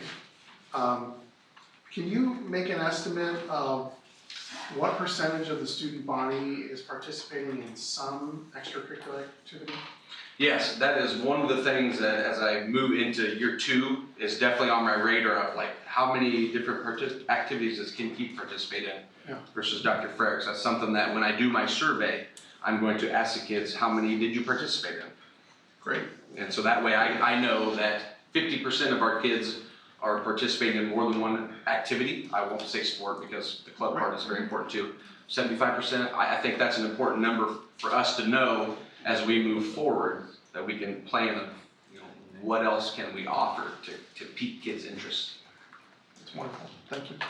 I appreciate your focus on sportsmanship, because that's what's going to carry through for your entire life, right? Even when they're a parent and they've got kids in junior high. So I appreciate the focus on that. It's funny you say that because the actual video that people have to watch if they get kicked out is more honestly focused towards parent behavior than it is kid behavior.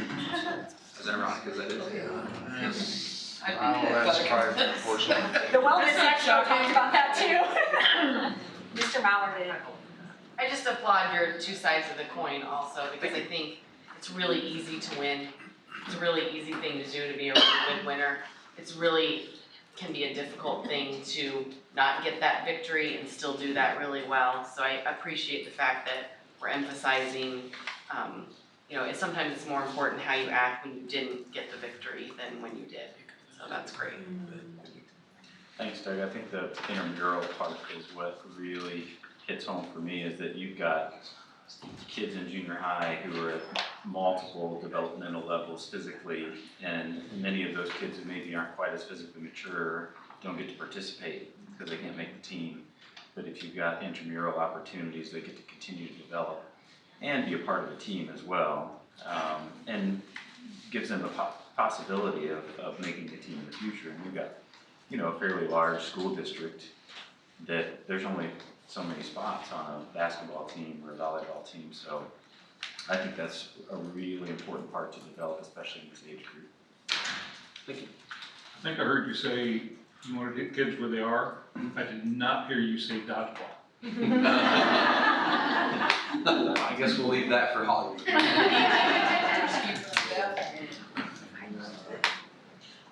Doug, thank you very much. Thanks, Doug. Thank you.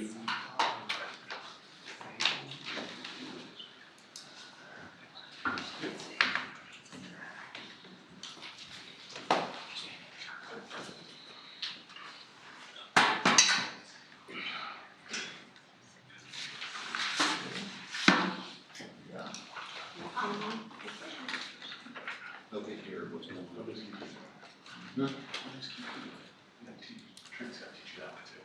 What's he have to teach you?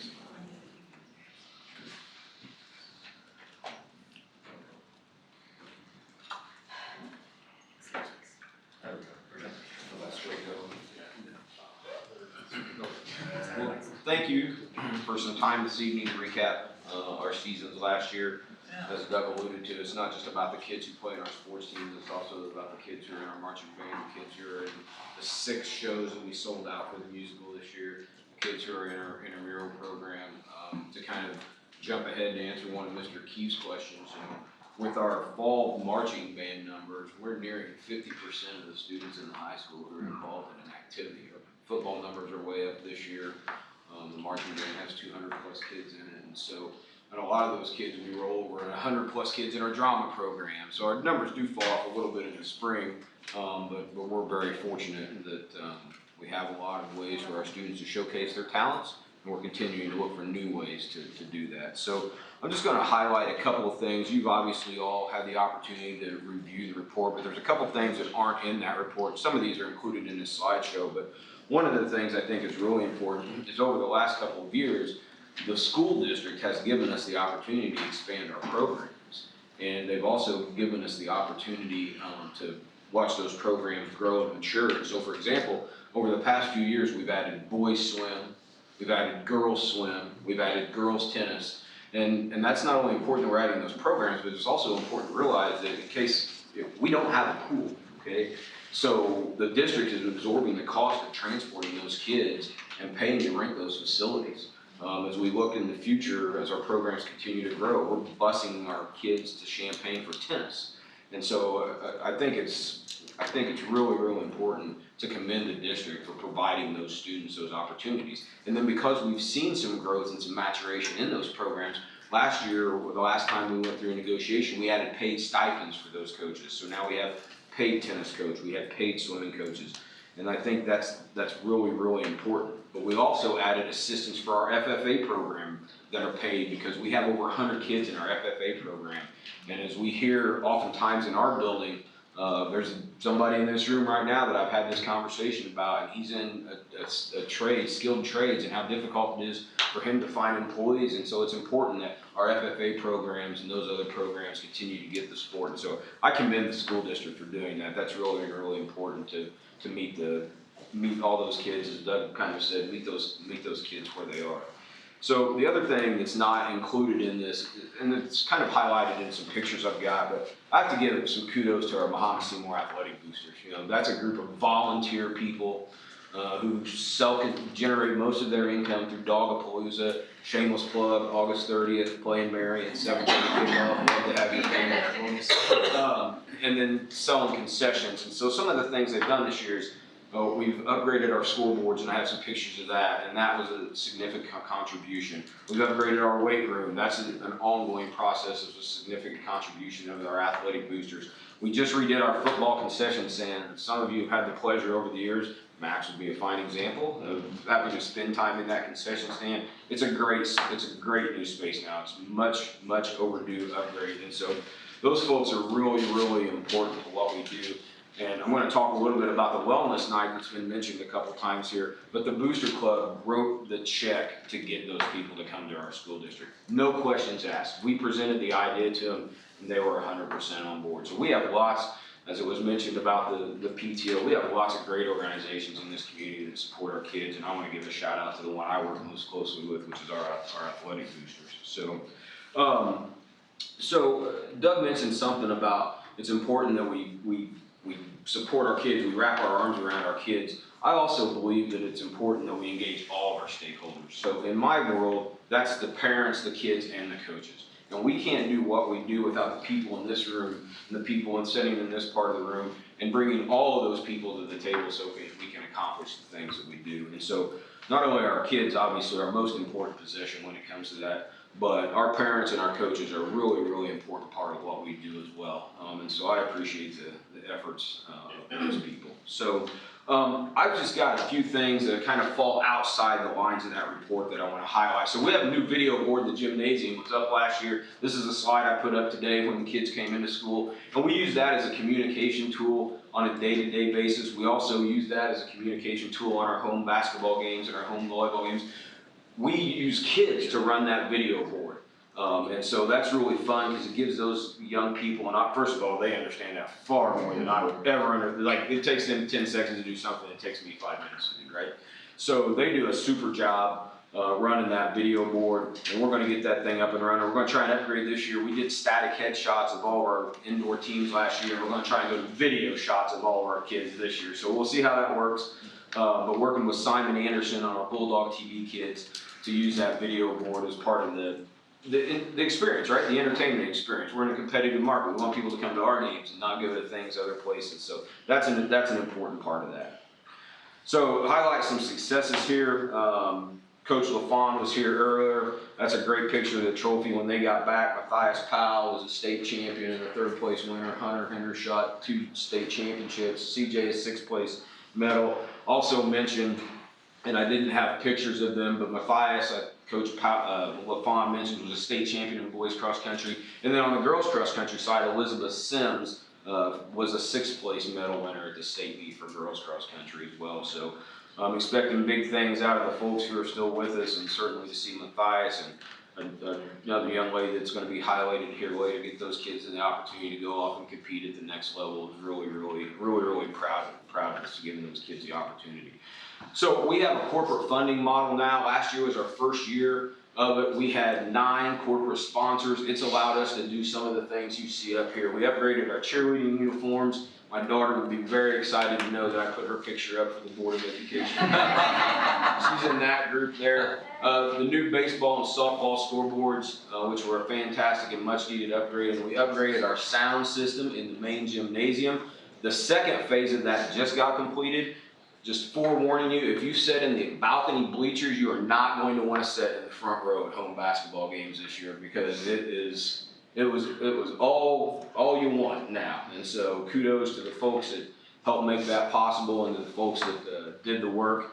We actually are going to be running the sound out of the same place we run the video board, so Max won't be trying to juggle a microphone and an iPad and all those other things that he does so well on home games. So we've added 2 new corporate sponsors this year, so we're up to 11.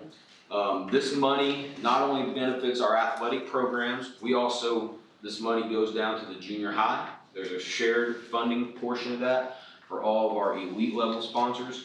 This money also goes to help all of our extracurricular programs, right? It allows us to put some money in different buckets to help our band kids and to help our FFA kids and to help all of our extracurricular programs. We also use some of this money to help offset the cost of the students who we employ to run the video board. So one of the selling points for this program, we tell our sponsors, is we're giving this money right back to our kids, literally in their pockets if they work the video boards for us. So it's been a really, really good model for us. Spent a lot of time and effort on that. Shannon Cheek, who has moved on to the superintendency, was part of those conversations. We were getting this thing off the ground. So this has been a really, really good program for us. And I have a personal goal to grow that by 2 corporate sponsors every year, and we were able to meet that goal this year, so I'm pretty excited about that.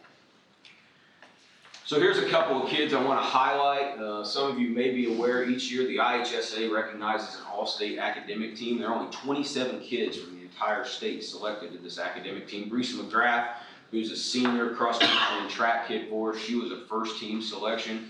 Fantastic, got to go to Bloomington and go to that awards night with her family. And then Nick Morrow, great young man, he was an honorable mention. So we had 2 kids selected out of literally 100 kids in the entire state of Illinois. I think that speaks volumes to the kind of kids that we have walking through our hallways at the high school every year. So pretty proud of these 2 kids and pretty proud of those accomplishments that they were recognized for.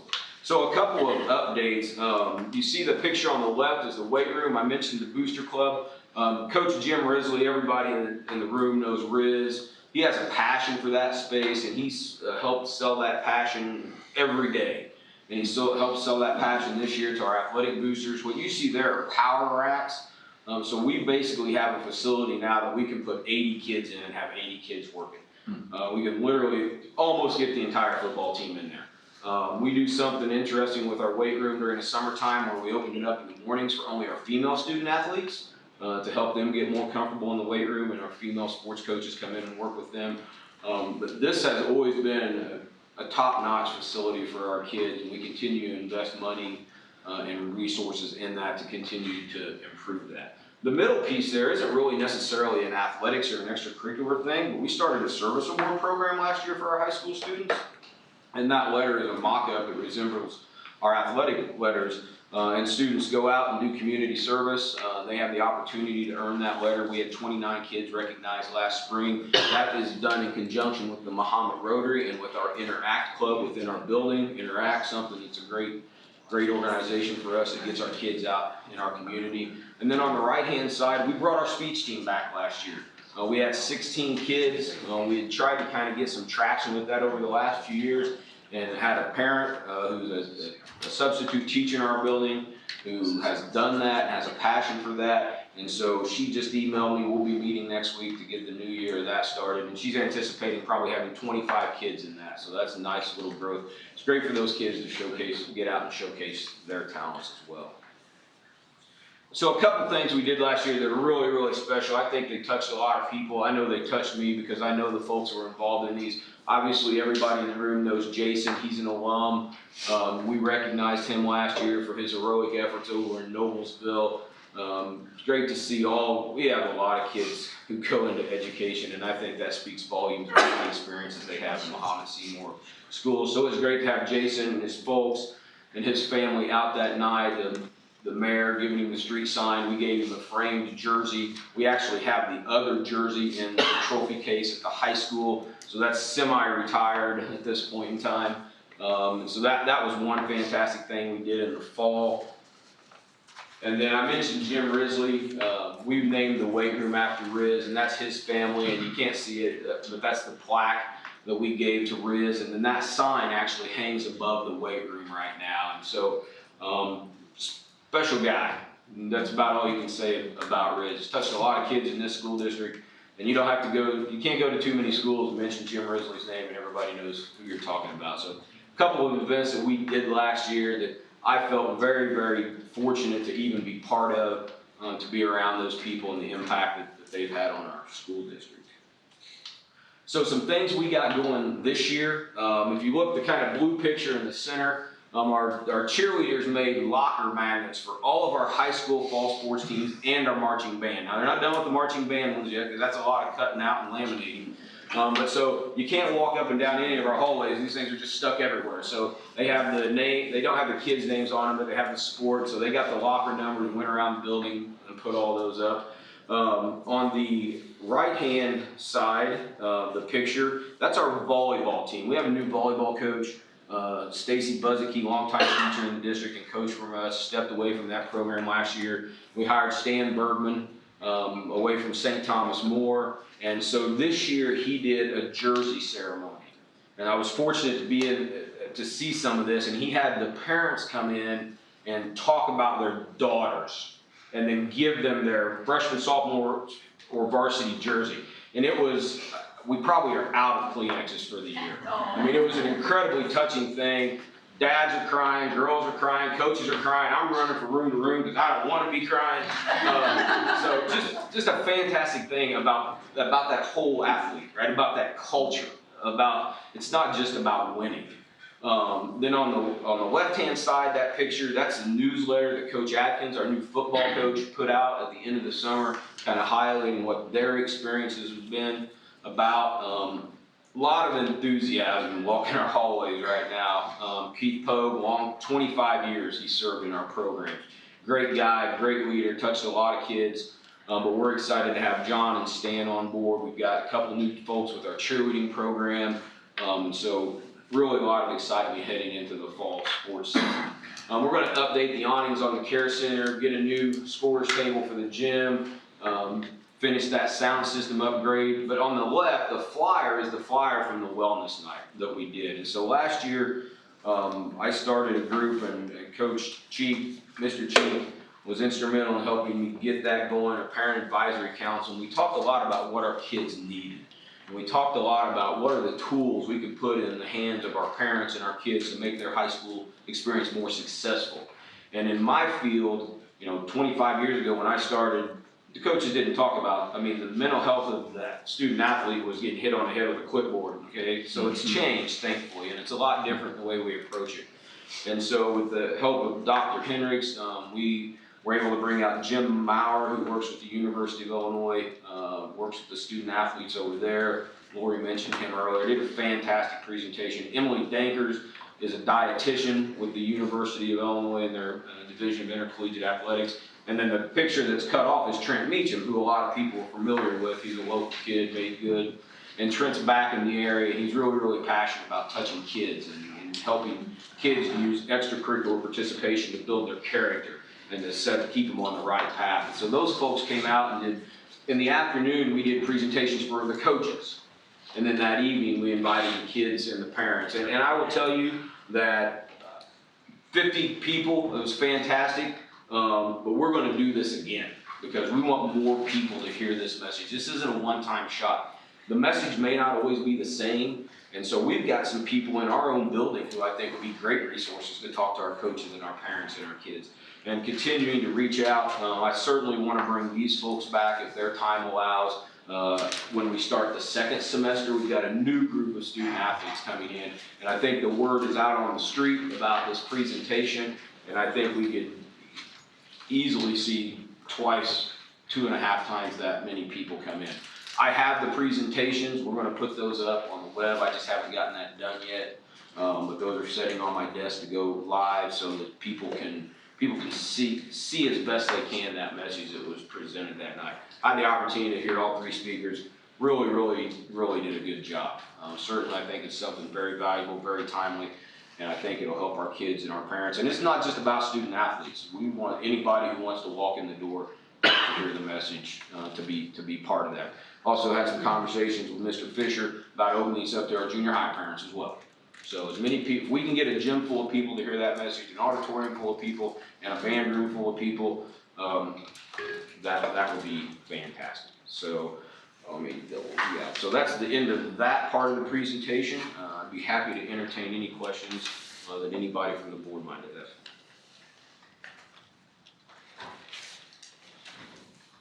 Thanks for all your hard work. Thank you.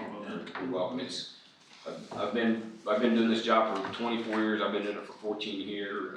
I tell people I got the best. I get to come to work every day and do things for our kids. Give them the opportunity to showcase their talents outside of the classroom. So pretty fortunate. So thank you very much. Okay.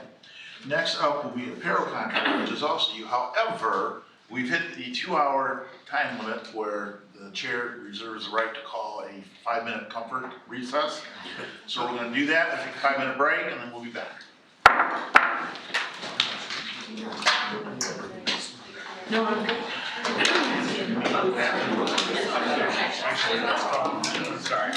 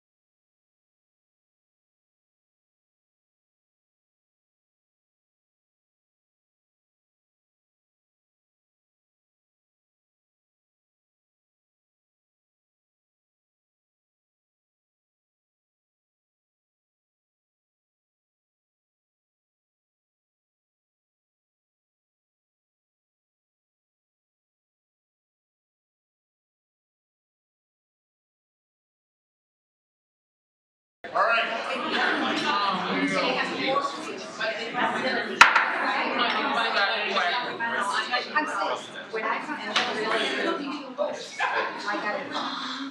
you, everybody, for allowing us to take a break. We did clear the room a little bit. That wasn't the intent. It probably screw up the heating and cooling.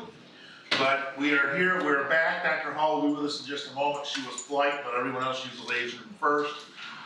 So she'll be back momentarily. At least that was the story I was given. But she knows about Matt's presentation, so we'll let Mr. Hensley start with the apparel contract.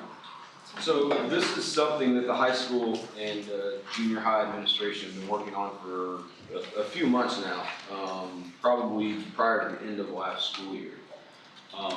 So there are a number of companies, in particular Nike and Under Armour, who have gotten into the high school sports business.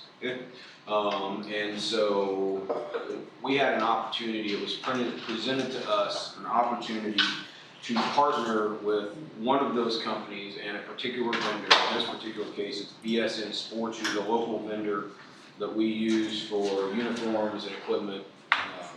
Anyway, and they put together a package for us that is an agreement which affords us some opportunities. Doug mentioned a uniform rotation.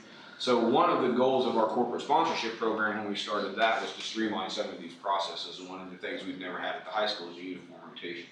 And so I see this as another step on that journey.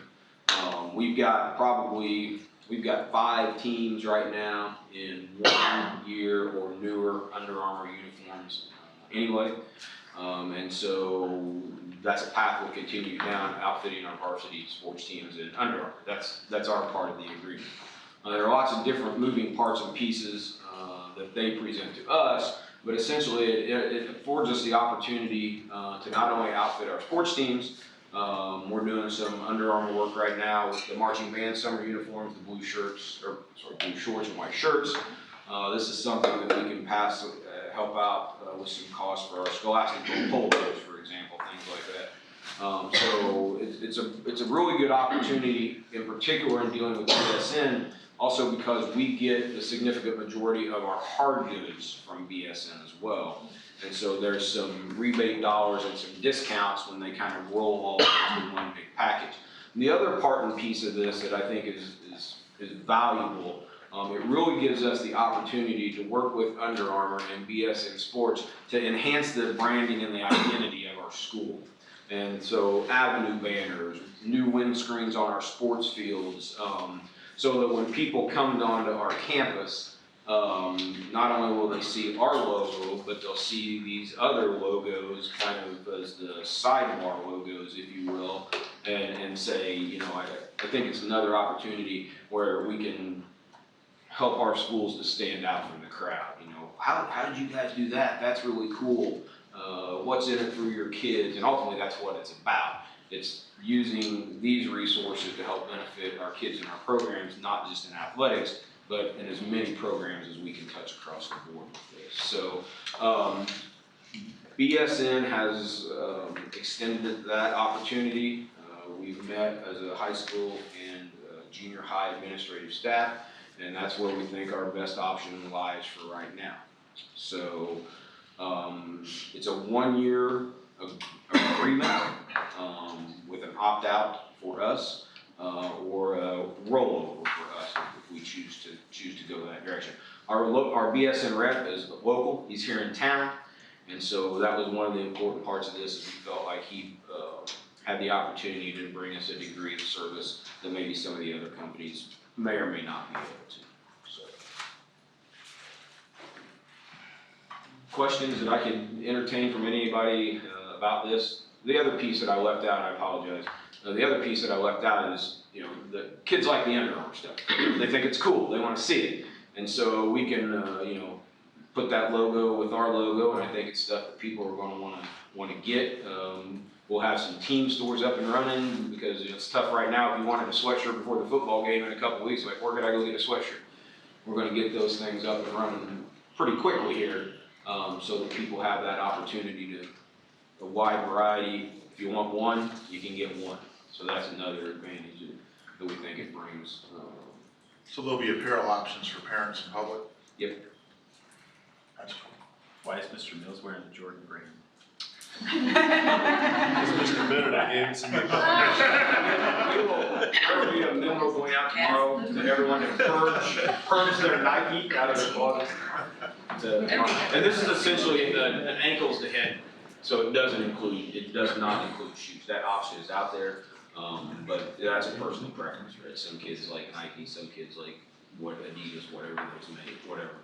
We do team shoes for a lot of our teams, but we're not gonna make our cross-country kids buy Under Armour shoes if they're used to wearing a Brooks or a Mizuno or whatever that looks like. So it's really an ankles up agreement.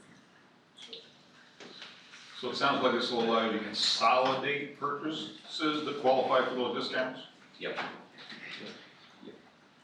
Yeah, my comment was just gonna be, my boys are gonna be psyched to see that Under Armour logo. Yeah, and I think that's part of it. This is kind of bringing that all under one umbrella. You know, I've got a mock-up of a windscreen for the baseball field that has our logos on it. It says Bulldogs Baseball, and it's got Under Armour logos on both ends. It says Protect the House across the top of it. And kids are going to say, hey, you know what? That's pretty cool. So not only our kids, but when people come onto our campuses as well. Got any other questions for Mr. Hensley? Matt, thank you. Yeah, you're quite welcome. Thank you. Thanks, Matt. Thank you. Okay. Press 100 and 101 and local policy updates. Dr. Hall and Dr. Roman. Hey, this is the first reading for these updates from Press 101, and then we do have a couple of just local policy updates. And these fall into 3 categories. There are 5-year reviews. There's quite a list there. And then there's the updates from the next issue of Press, which is Press 101. And then there's some local policy updates. So I'm just gonna provide an overview of those 3 different areas. The policy committee met on Monday, August 12th, and went through these. And we had some good discussions, some good points brought up. So I'll start with the 5-year reviews.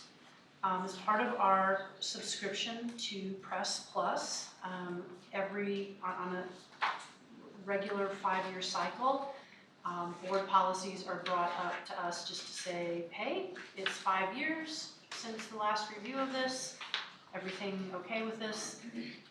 Just to make sure that our eyes are on it on a regular basis. And so there are no recommended changes to those policies listed under the 5-year review, other than for policy 2-240, Mr. Keefe has a proposed change to that later on the agenda. So while it's under the 5-year review category, it's also on our agenda for to be revised. So again, there are no recommended changes for those. It's just simply to put our eyes on those because it's time to. And then the next category, Press 101 updates. I'm just going to go through those fairly quickly.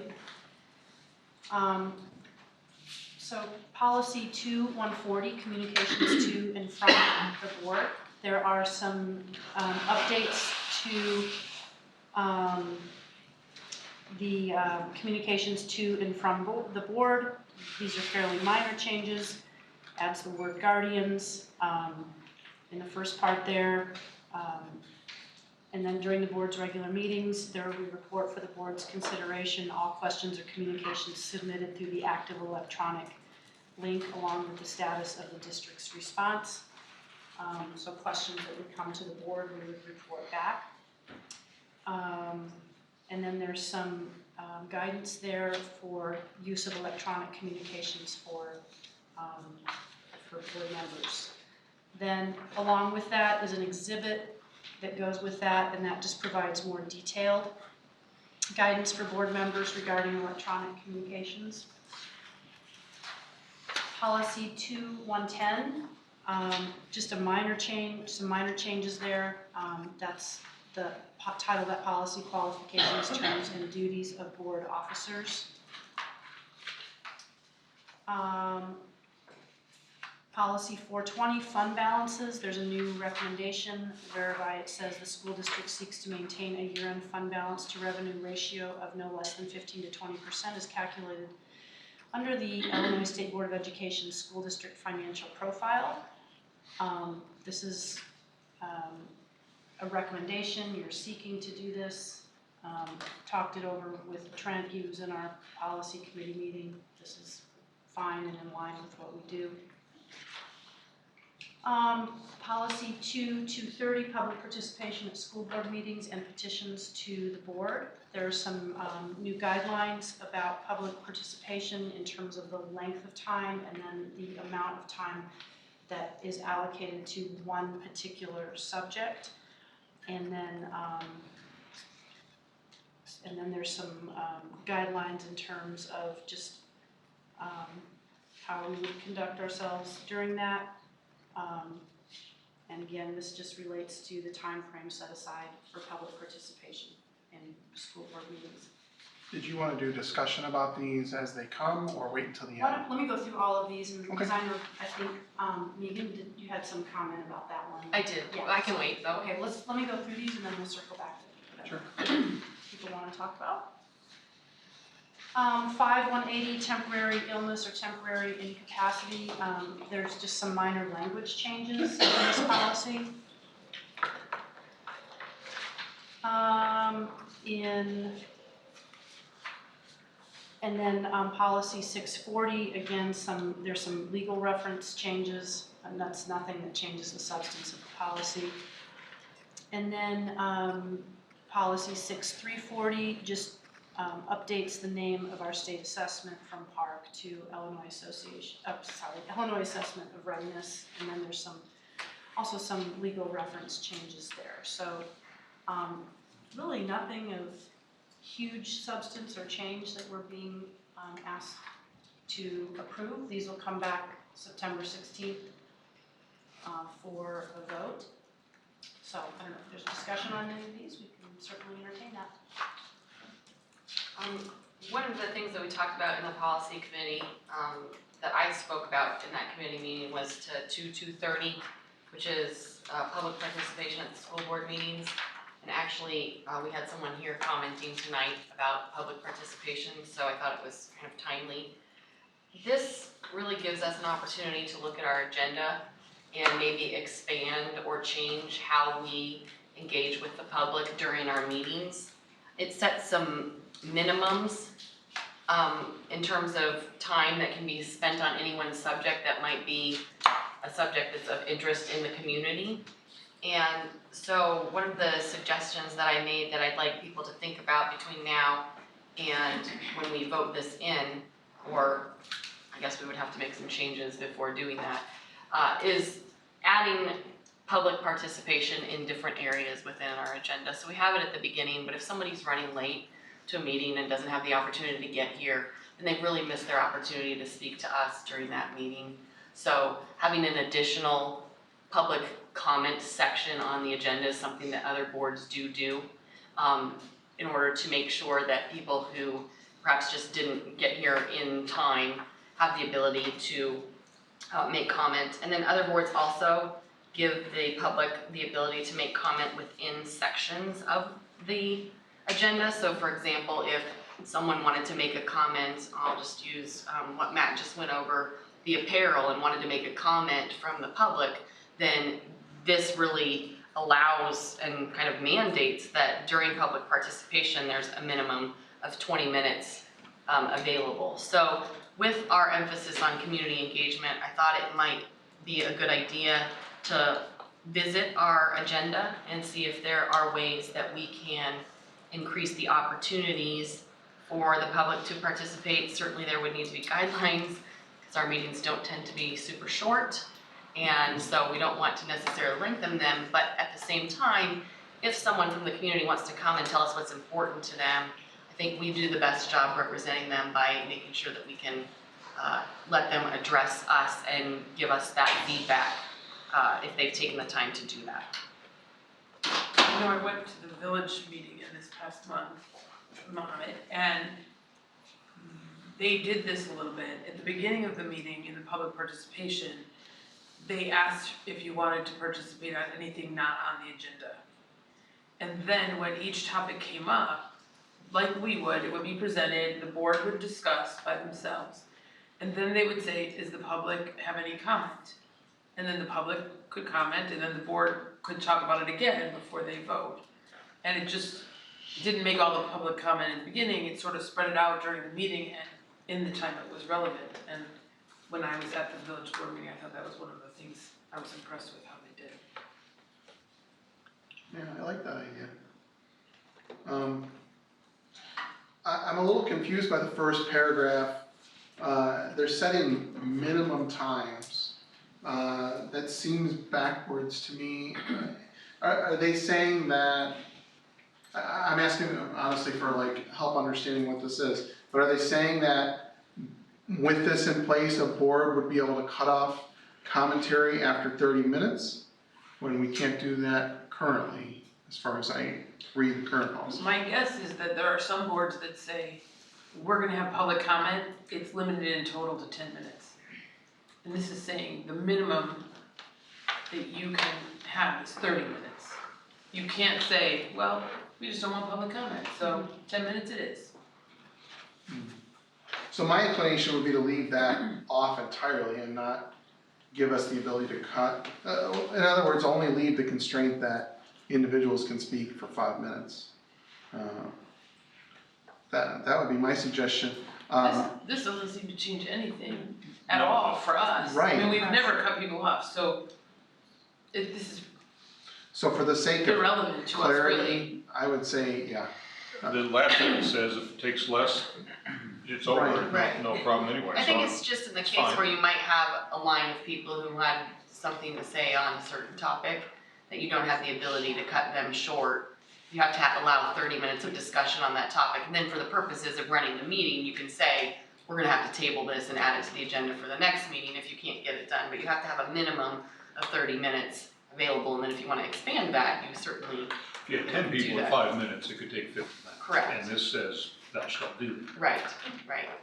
So, but I thought it also gives us an opportunity to look at where the public comments in our meetings, and just gives people the opportunity to, like I said, if you come in late and you missed your opportunity, I don't wanna penalize somebody for running late if they came and gave us their time to make a comment, and then if they want to make comments within certain sections, I think that that's important too. I also don't understand how the second item is written. So it starts out saying observe when necessary and appropriate, and then it lists these items. But who's supposed to observe that? The board? Or speakers speaking to the board? Yeah, speakers to the Okay. board, that's the heading. If you wish to address the board regarding an item not on the agenda, then those are like tips for you, is how I read that. Okay. Okay, that makes a lot more sense.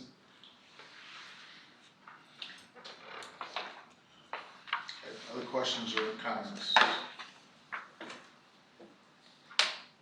Okay. I don't know how, so I'm not sure what the next steps are, because I'm not sure that this is the policy to address how the agenda looks. I hear what you're saying, and I think that I just need direction on how that would look, but I'm not sure that this addresses like literally how our agenda would look. I think that's just a decision. I agree. With- I think Yeah, it's it's a just a discussion we need policy. to add to an agenda and actually have that discussion and figure out what we'd like to Do you do want- for agendas. Do you want that then on September 16th? I mean, I'm Is that the certainly way open we to do that. I don't know what else we've got scheduled, but yeah, that makes sense to me. And I feel as though that might be part of a larger conversation about how meetings interact, or how we interact during meetings. Even just talking about an agenda would be a larger conversation, because we keep adding and changing it. I mean, just to be fair, I think we need to put that out there, how we're gonna plan the meetings even, because even though we plan it, we add, so. So I'm hearing that an agenda item in September to talk about how our agenda looks, but also, Colleen, am I hearing like just board procedures, is that the right word, or? Yeah, or just, I mean, like, I'll give another example from the village meeting that was very eye-opening to me. At the end of the meeting, they had a time where they said, do any of the board members have anything else they want to say? And that was the opportunity for the board members to say, hey, did we follow up with Bill who came last month and said that? What happened there? Or, you know, it gives that time for not necessarily agenda items, just little things that you want to say that should be said in a meeting, not privately. Or I just guess what I'm saying is the whole meeting altogether, the agenda, how it works, whatever. Any other comments on the responses? So I've got one more on 5-180. That last paragraph, maybe this is standard for districts. I hadn't reviewed this policy until preparing for tonight's meeting. That last paragraph makes me extremely uncomfortable. It starts out by saying any employee may be required to have an examination by a physician who's licensed in Illinois. Does that say we are able to compel an employee to visit with a doctor or have?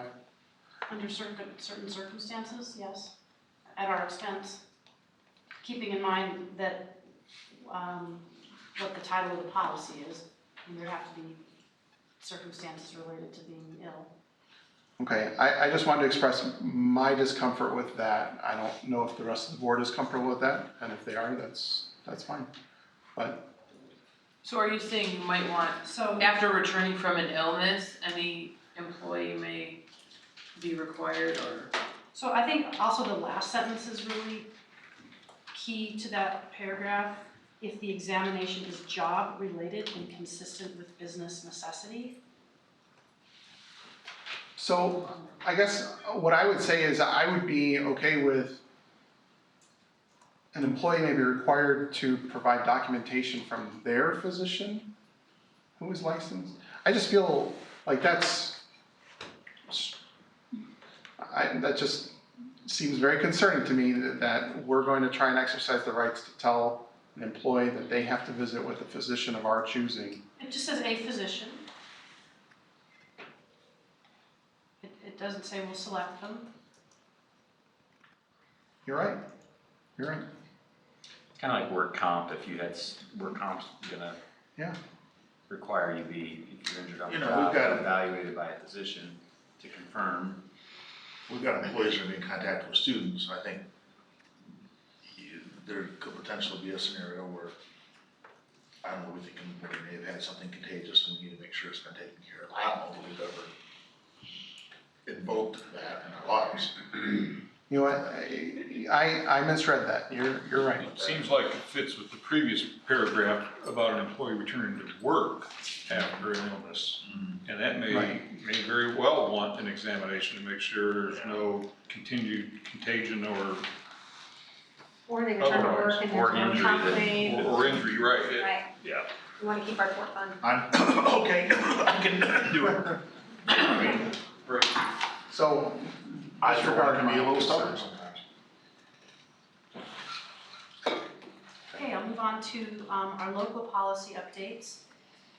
6 to 10 instructional materials. We just added more specific language regarding movie policy. It was pretty broad and just felt that this needed to be tightened up a little bit in terms of what we show, but also just parental notification and running it through the principal and or superintendent or designee for certain types of movies. So just, I think, provides more guidance on what this looks like in terms of showing movies. I would say it needs to be approved by the principal and the superintendent, not a designee. Well, that would be like Dr. Rummel. Yeah.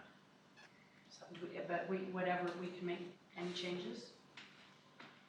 I would like to see parent approval, not just notification. This was one of the things that we talked about in the policy committee meeting. My question to Dr. Rummel was, do we have if these are these movies for fun, or are they movies based in curriculum? Because if they're based in curriculum, then we should have a pretty good idea what those movies would be, and we would have the ability to reach out to parents at the beginning of the school year and say, here are all the movies that you can expect your child to see, and do we have your permission to do that? I think it gets a little bit harder to do if it's a for fun activity. So my recommendation was to have some sort of 72-hour, 48-hour period. And we talked about whether it belongs in the policy or not in the policy. We do have a lot of policies that have time limits and time-sensitive information in them. So I would like to see it as a part of the policy, because that really ensures that we can move that into process and that it's consistent. But I agree with you. I think that parental approval is kind of important. There are movies that are PG way before there was PG-13, and if you've ever shown your kid one of those movies, you go, wait a second, I didn't remember that was in there, because the guidelines have changed a bit. And so I think it's important that we give parents every opportunity to say yes or no to each individual movie. If it's something that we can move into a process, like here's a library of movies that are available for teachers to show, and we can publish that to parents, then that also would get that, I have looked at everything my child could see, and then the ability to say yes or no to each particular instance. But I would like to see parental approval rather than just notification, or really ensure that the time frame for parental notification gives enough allowance for parents to get in touch with teachers and ensure that, that communication takes place. And I think we would need a mechanism for recording that, just to make sure that, if a parent says, I specifically said I did not want my child to see that, we have a mechanism on record to track that and make sure that we're doing our due diligence to respect the wishes. I think the mechanisms can be administrative in nature and not have to be policy driven. No, I'm not suggesting the Yeah. mechanisms, I'm suggesting maybe the guideline for if we decide there's how many hours of notification, that could be the policy. I think that can be administrative as well. They differ by school. You could talk to all teachers, find out, it could be, there's a one-off movie that might require 72 hours, but everything else, 24 might be good. I don't think we need to deal with that at the board level. I think that can be administrative and have them make some guideline. That's fine, I'm gonna feel more comfortable saying yes to this policy if I understand when that mechanism is gonna go into place, because the policy is only so good without the mechanism being in place. So are we saying that once we adopt this, that mechanism has 2 weeks to get into place? And I think we need some feedback loop, because if we are going to suggest that this is important, I just wanna make sure I think we ask administration to come back with a recommendation on process. I'm fine with that. Can do that. And we leave it there, because we only do this maybe once every 5 years. We can change that process pretty quickly. I agree. And we want, am I hearing that notification should be changed to permission? I'm good with notification if it's sufficient notification. What do we, To be honest, What are we doing now? I would prefer notification of each movie, because the practice right now is to put a piece of paper down on back to school night and sign to say my kid can see any movie of this rating. And for me, I would rather us actually tell the parents, so there can be no. And that's what this. Right, you're saying permission, I'm saying I would actually rather have it be notification. yeah, I think I would too. So that we know the parent is notified. I think you could get an opt-out. I think the permission from all parents is impossible. Right. That's what I'm saying, Didn't see notification. the background. Notification is good. Yeah. Just And we needs- have Skylar. It just needs to be sufficient notification so they can for all movies.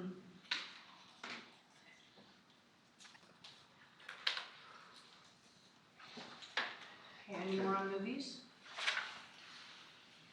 Okay, 6280, we're simply, again, changing park to Illinois Assessment of Readiness. Okay. And then 6310, just a couple of changes. We no longer do correspondence courses, so just updating the language there to online. A maximum of 1 unit of credit may be counted toward the requirements for a student's high school graduation. Exceptions may be made for credit recovery. And then some language changes under summer school and independent study. A student will receive high school credit for successfully completing a summer school course by a accredited secondary school for credit recovery. A student will receive high school credit for successfully completing an independent study in a curriculum area not offered by the district, provided the student obtains the consent of a supervising teacher as well as a building principal. So these just are bringing policy more into line with our current practices and just updating the policy. What's the difference between receiving a credit and then credit recovery? So credit recovery is going to be specifically focused on kids who are behind, and we're recovering credits just so we can get them on a direct course to graduation.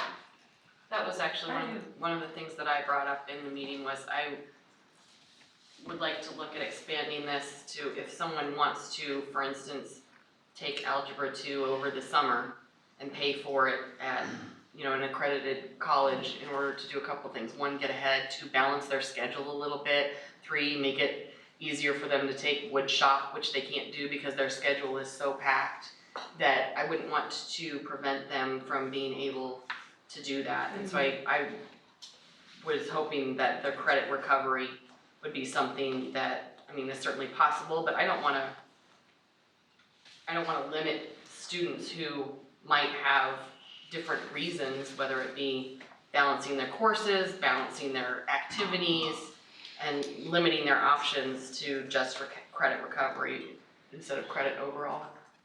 And we could certainly explore those ideas. I think that we would like to just include high school administration, teachers, and counselors in that conversation. I certainly can't speak to all the maybe far-reaching ramifications of extending that. I'm certainly not opposed to it, but just there's folks who got brought into that conversation. So we can absolutely can explore that. So you're talking about possibly not having the 1 credit limit. And again, I think it warrants more discussion, but the idea of having the opportunity for kids to do that seems appealing to me. Now, logistically, I think we have some work to do to understand what that looks like, but yes. It seems like to take out the words for credit recovery opens it up to a broader discussion with those people that are involved. I'm still a little confused. So if a student, say, wanted to finish and do an entire semester online, can't leave the house, do something or other, so that could be an exception because that's going to be more than 1 credit and lead to a diploma. That fits the definition? Is that? I think that's why we want to remove for credit recovery only. Well, and so illness and disability come under a whole different category. Right. So I appreciate the example, but I don't know that it fits under this. Then So we'll have to have more conversation. I need to understand it, I don't. So like for example, if your kid wants to go to college, what are they gonna take? English, math, science and social studies, and they have to have PE. And if they wanna go to college, they have to have foreign language. So now they have 1 course left. If they're in the band or chorus, that's band or chorus. So now there's no opportunity to take like the computer science course that we heard about, or a ag course, or woodworking, or whatever. But if they took one of those over the summer, in a summer school at some accredited school, then now all of a sudden they have a space for woodshop or computer science or an ag course. So it's just giving kids an opportunity, like we do at the university, where you can take summer school at Parkland and transfer the credit. But you can only do that, like, we talked about this, I thought in the meeting, like in college, though, you can only do that within your first 60 hours. After that, Or you can have your first 90 and do it in the last 30. so You couldn't take does that summer have school anything to do here with every that? summer, You could take summer school. You could, but there's limited. but you're only gonna get 1 credit, and you do it 4 times? That's what we're saying, you should be able to, if you take one course each summer to free your schedule up, why should we not let kids do that? Yeah. If it's approved by the school, I'm not saying just like Right. willy-nilly, just A specific, like, here's a kid who's really got a passion for ag or something, and so they're working something and the school approves it, it's all legitimate, high level. Right, I get that, so I don't understand the limit of 1. That's I what we're can't, talking I about. can't speak to the history of it, but I'm hearing that we all want to explore it further. Right. So let's bring the people into the conversation that just know the implications of it. I have a feeling there's a few more complications related to it, but I'm also not the one to speak to it. We just need to have a broader conversation. Okay. So these will come back then on September 16th for approval. And I will just get everybody geared up for the Press 102 issue. It's supposed to be massive, because our legislators have been busy. So that'll come forth late in the calendar. Okay, next is item 4, and we're also including item 6 with item 4.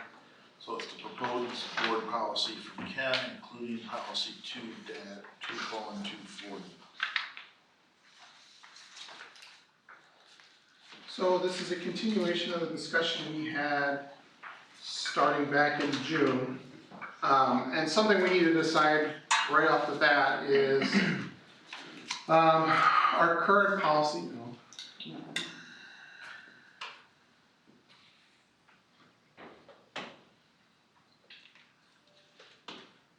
There we go.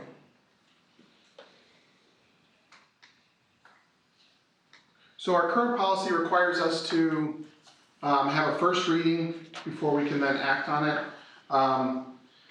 This policy I'm presenting tonight was included in so it started out in June, and we had one minor change we wanted to add to the 240 proposal from June. And that was added in the July packet, which was, that discussion topic was tabled. However, there was a pretty significant typo in that. Basically, the line that was inserted in the old section, it should have been inserted in the new section.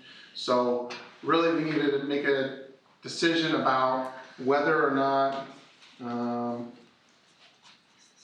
this line is significant enough that we want to make this the first reading of this policy, or if we are comfortable taking action on this tonight. This is the only thing that's changed from the June meeting, and like I said, it was in the July, but the typo was significant enough that it's gotta be a judgment call from the board.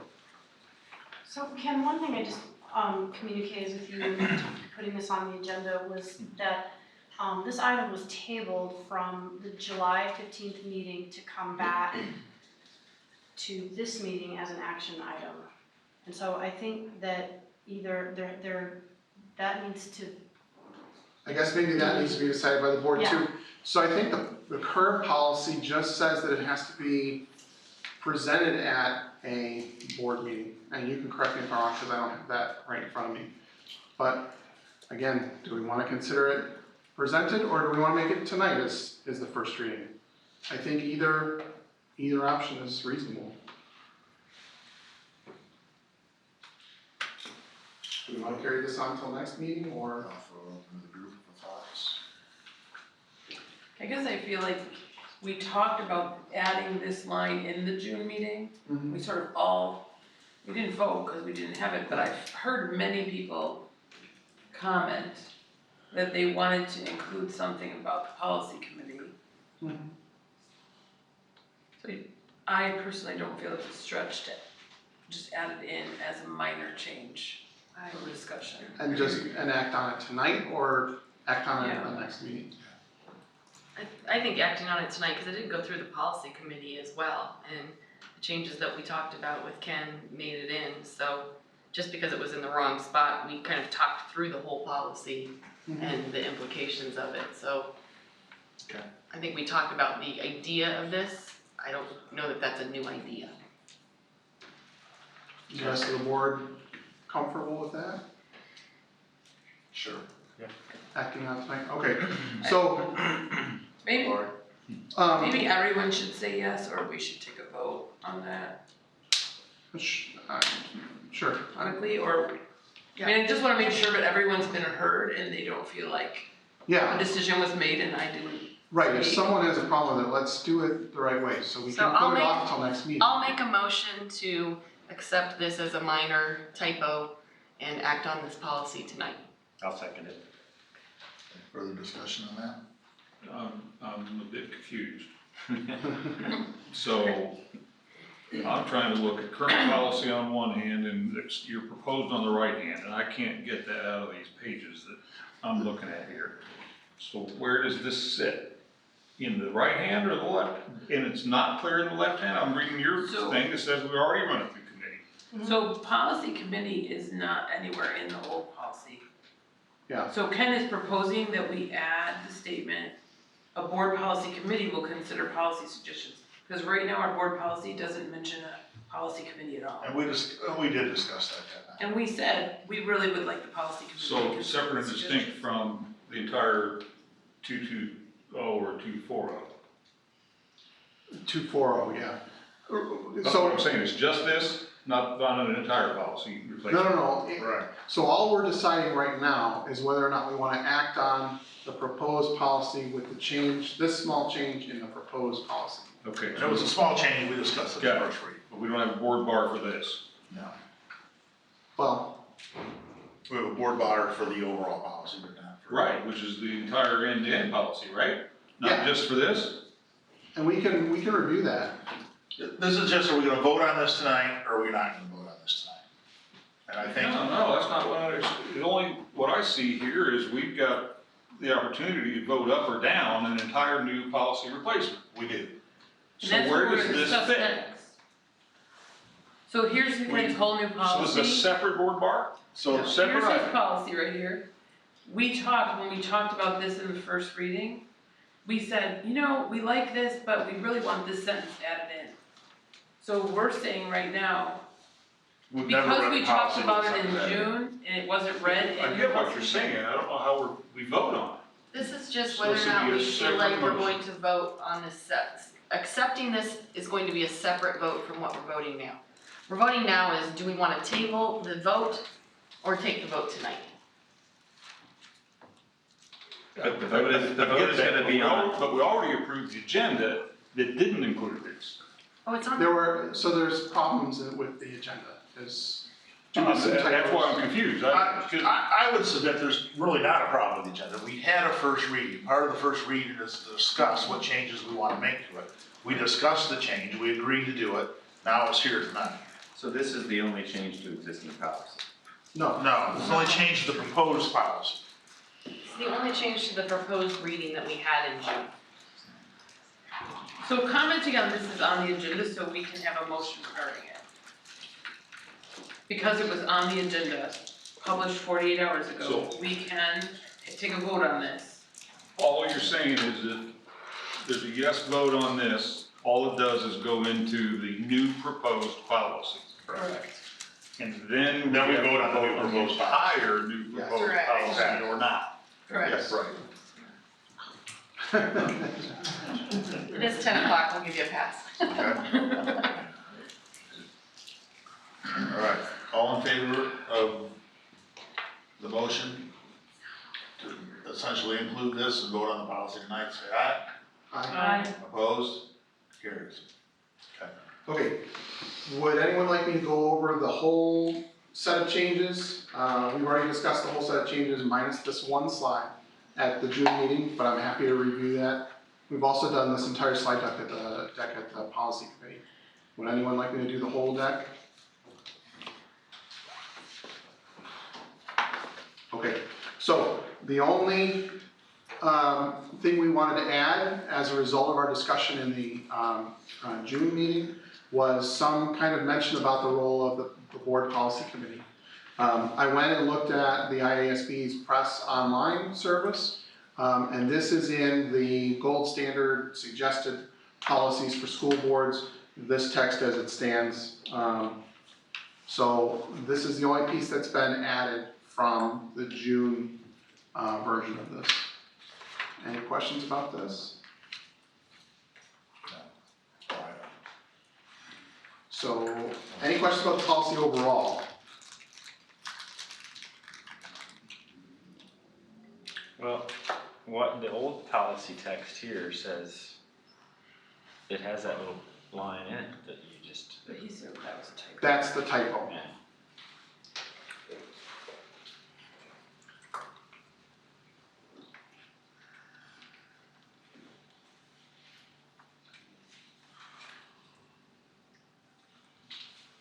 Do we want to just go to the vote then, or?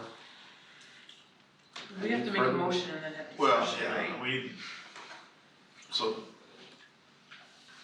all right, so does anyone have questions for Ken on the policy itself? Okay, so then, superintendent's recommending to the board, does not recommend the board approves the policy, so Dr. Hall, do you want to talk about that? I've included a number of different reasons. I completely appreciate the intent behind it. So I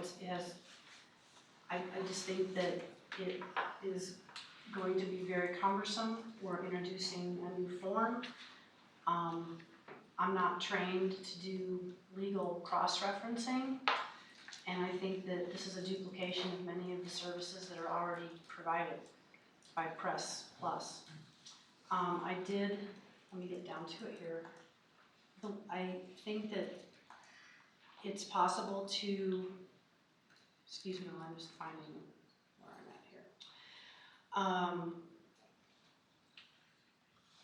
I've made a suggestion to just change some wording in the current policy that I believe, based upon previous discussions, which I know are now dating back to almost 2 months ago. But the current language in 2240 says suggestions from all others should be made to the board president or the superintendent. I'm proposing that it say suggestions from all others can be made to any member of the Board of Education or the superintendent. So that's my reason. I just want to, again, just emphasize that I appreciate the reason and the spirit behind Mr. Keefe's policy proposal. I believe that what we already do is memorialized in our minutes in terms of historical perspective on how people voted, on who introduced different changes, that type of thing. So that's where my recommendation is coming from. And then I provided a number of other reasons. I'm not going to go over all 12 of those reasons tonight. Okay. So Ken's presenting the policy. I guess at this point, for discussion purposes, we need a motion on the floor. To discuss? I move to approve the policy. So we have a motion to approve the policy. Is there a second for that?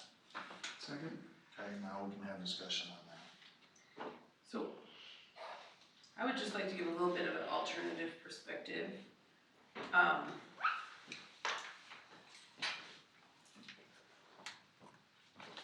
I feel as though while the new form might add some work, sometimes when the work is valuable, it's worth adding. I don't believe that we have a historical record of how policies are done within the mechanisms that we still have. So, as an example, I looked at policy 610 today. And as I looked at policy 610, I noticed at the bottom that it had been approved on August 20th, 2018. And so I wanted to see what the discussion was about that to understand what happened with that approval policy. So I went back to the August 2018 board packet because those are still available online. And in the board packet, it just said there is, we did the policies last month and we just approved them this month. They weren't re-added. And I tried to find the video, but there was no video. But it was okay because I knew that we never proposed a policy and voted in the same meeting. So I went back to the July meeting and I pulled that board packet. But in that board packet, policy 610 wasn't in the board packet in July. So then I thought, well, maybe it just was a typo that they didn't put in, or maybe like there was an addendum packet or something, I don't know. So then I went and watched the July 18 meeting to see if it had been discussed, but just didn't show up in the packet. And it wasn't discussed, and it wasn't in the packet, and it wasn't anywhere. And so now I have this policy, and I don't have any way of understanding, it doesn't appear from watching the video and looking at the packet that it was ever discussed, and yet our policy manual is telling me it was updated on that day. And then I thought, well, maybe that's just a little, snafu, we can't have everything go with one. And I looked at policy 4150, and it was the same thing. It was not in the packet, it was approved. And both policy 610 and policy 4150 are in our press, but they're not exactly like that. There are things we have added to individualize them outside of what was recommended by press. So it couldn't have been, well, the press just recommended this and we just said, let's take everything press, because these two policies weren't press. And then I went back and saw, so at that point, I realized that what Ken was proposing had some merit and value above what it is that we already have as a policy, because his policy contains a form that's going to explain what happened, when did it happen, how did it happen. And that's why at the policy committee meeting, Lori said that was awesome, right? She loved it because it was keeping us on track. It was showing us what we did. It was allowing us to go back earlier, right? And see what happened with these policies. So later we're going to talk about the part of the policy that is about suspending policy temporarily. And when we had that discussion, we sort of all said, I don't understand that. And Max was one of the people that said, yeah, I don't understand why we would want to do that, but let's figure that out. But that got voted in while Max was on the board. So it was hard for me to understand, like if we had that historical record, we would know why it was passed in order to go forward. And so I think that's why when we were at the policy committee meeting to talk about this, both Lori and Megan were positively inclined toward this policy. Lori had a couple of issues and Ken changed them to be what she wanted. So when I left that meeting, I felt like our board policy committee was in favor of this policy. I had no doubt in my mind because of the positive conversation and the expression of that. I also think it's a dangerous thought to only look at press policy, because only looking at press policy, we're only going to get state of Illinois laws or something from the IASB, which has an agenda of its own, right, or bent. And so we don't have any way then of having new policies that might reflect what it is that our community wants. I understand we can alter them, right? We can take what press says and say, oh, well, let's tweak it to fit our community. But we might want to come up with a situation where we want something completely new because our community values it.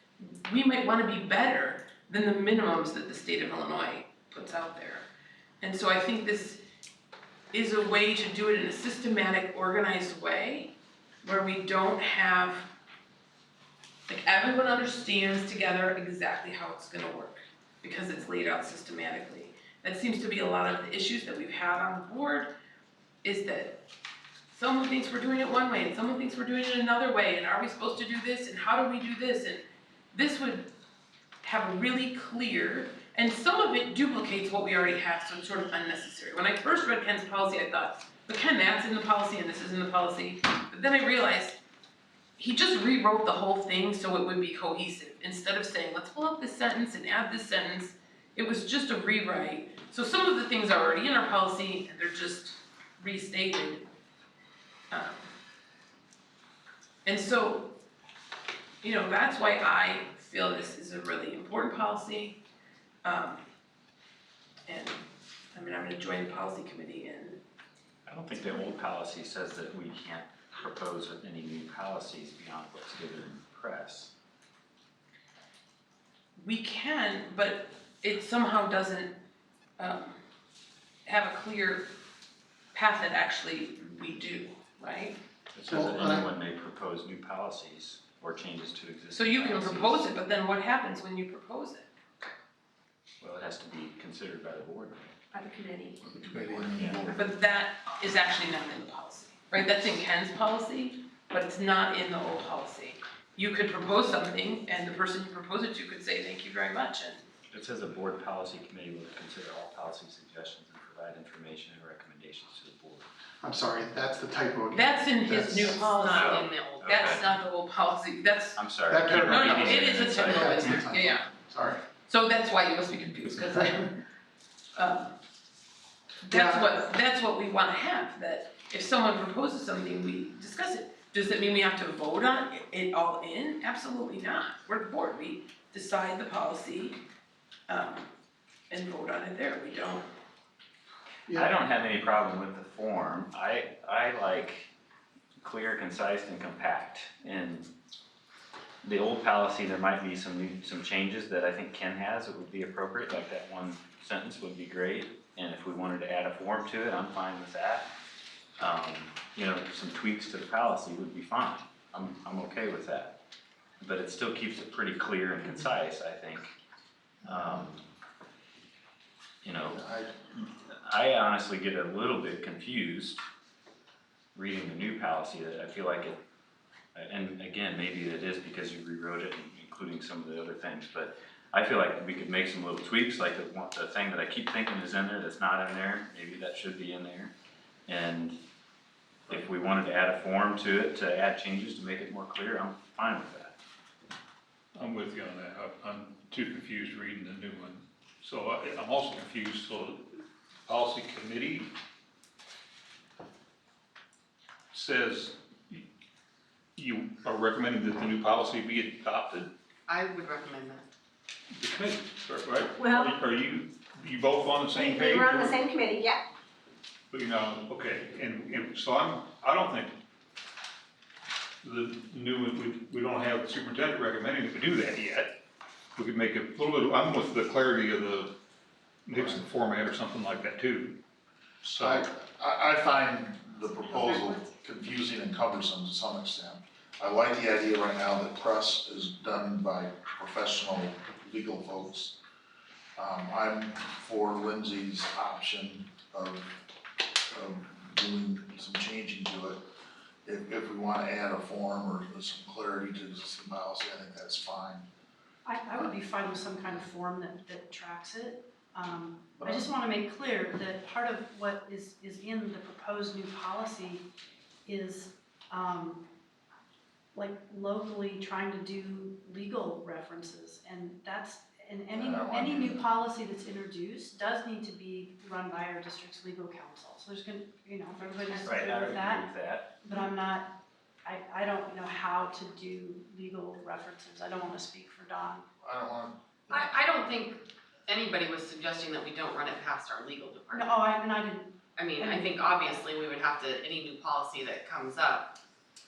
But I think, to Ken's point, only relying on what press gives us doesn't give us the ability to reflect sometimes what the community wants in terms of policy. That option is already there. we can always tweak press We policy. just did that we just Right, recommended some local changes I tonight. guess I don't see this as just saying this is all, we can only accept what is press. I think I don't either. I guess I don't see such a difference between the first and the second policy, other than the mechanism for historical tracking of decisions, which I think, to Colleen's point, might be important. So maybe we need to go back and make these little adjustments and then, I agree with that. Have another. right, I'm have not those ready to scratch say that. yes to the new thing as it is, Right. So but I like some of the concepts. what are the adjustments we're wanting to make? Well, I like the line, the board policy committee will consider all policy suggestions and provide information, recommendations to the board. And, you know, it says anyone may propose new policies, so, and like Lindsay said, any of those suggestions can be made to any board member or the superintendent. And then adding the form. So That it requires that we would use the form to propose new policy or policy changes. Could I, well, I want some clarity on the form. Does that mean every time press comes in, somebody's sitting here filling out a form? No, I would say, I guess I probably wouldn't do that for all the press changes, because we're gonna have. because they come in the format you saw tonight. Right. Well, part of the purpose of the form is to provide that historical record, and we need to do that for press policy as well.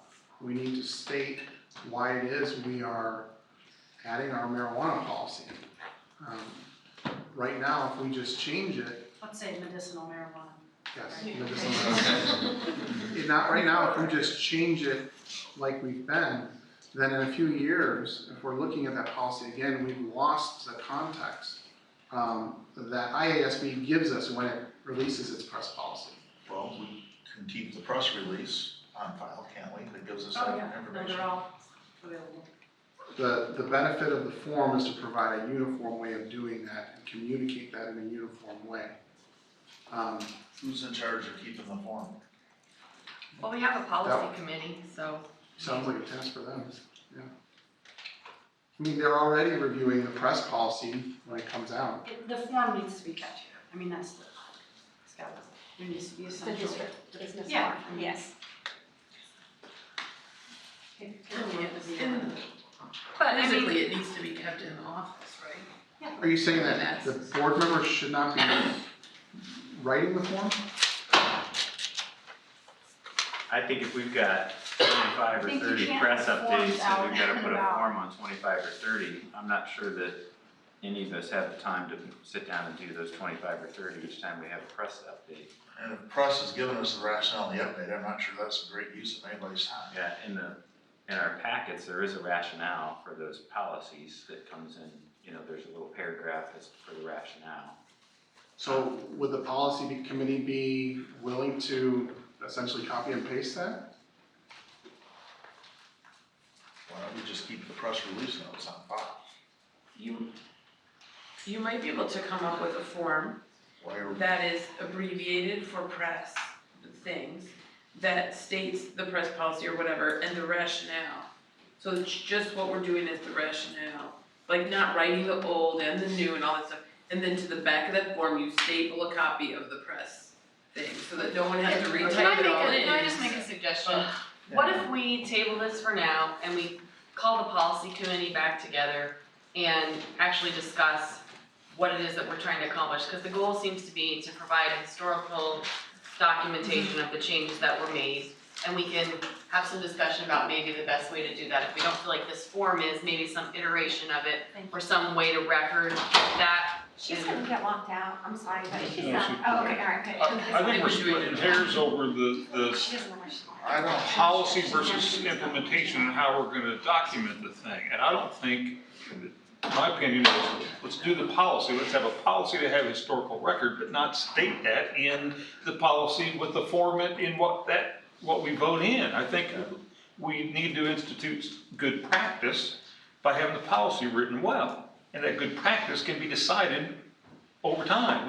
That doesn't have to be a board level decision, what the form looks like. We direct We have through lots of policy, forms in and our we have lots of form, so I'm confused as to which No, the which form ones. is an implementation, the form itself. I see we're getting wrapped around, we do like the form or we don't like the form, or maybe it'll get in the way, or maybe the board fills it out, maybe the administration, that can all come later at a lower level. The policy should say what we agree to have it say, and that we'll have documentation of changes.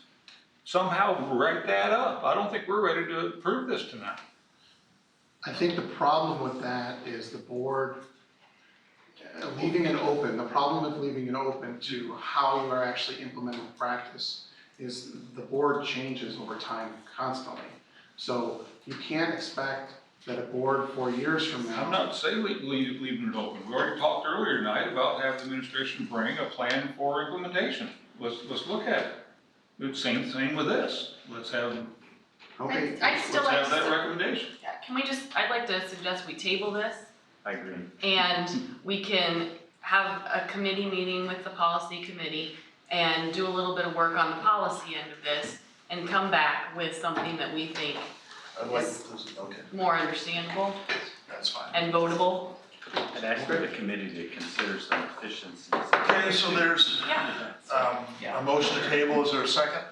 And Second. send it back to committee, so we're tabling, we're sending it back to committee, they'll come back with a revised plan.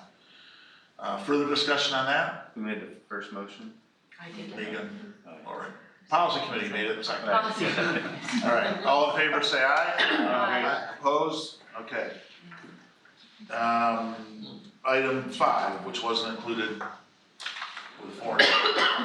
Right, so this is a first reading of this policy change. Again, when we went over 2:240 at the June meeting, there were 2 changes that were requested. One was the addition of that policy statement about the policy committee, I mean. And then the other point of discussion had to do with the board having the power to suspend policy. I had suggested in the 2:240 proposal to remove that language, but we still wanted to have the ability to create an exception for folks if there's an unexpected circumstance that we wanted to create an exception. After reviewing the overall board policy manual, I felt like this is the best fit for where language for something like that should go. In 2:20, there's an enumerated list of powers, explicit powers of the board, 1 through 19. And all this policy change does, 2 things that this policy change does. It adds this 20, item number 20, and then it also reformats the legal and cross-references to fit with the 240 that I expected that we were gonna act on tonight. But so really the substantive change is this addition of a 20th power.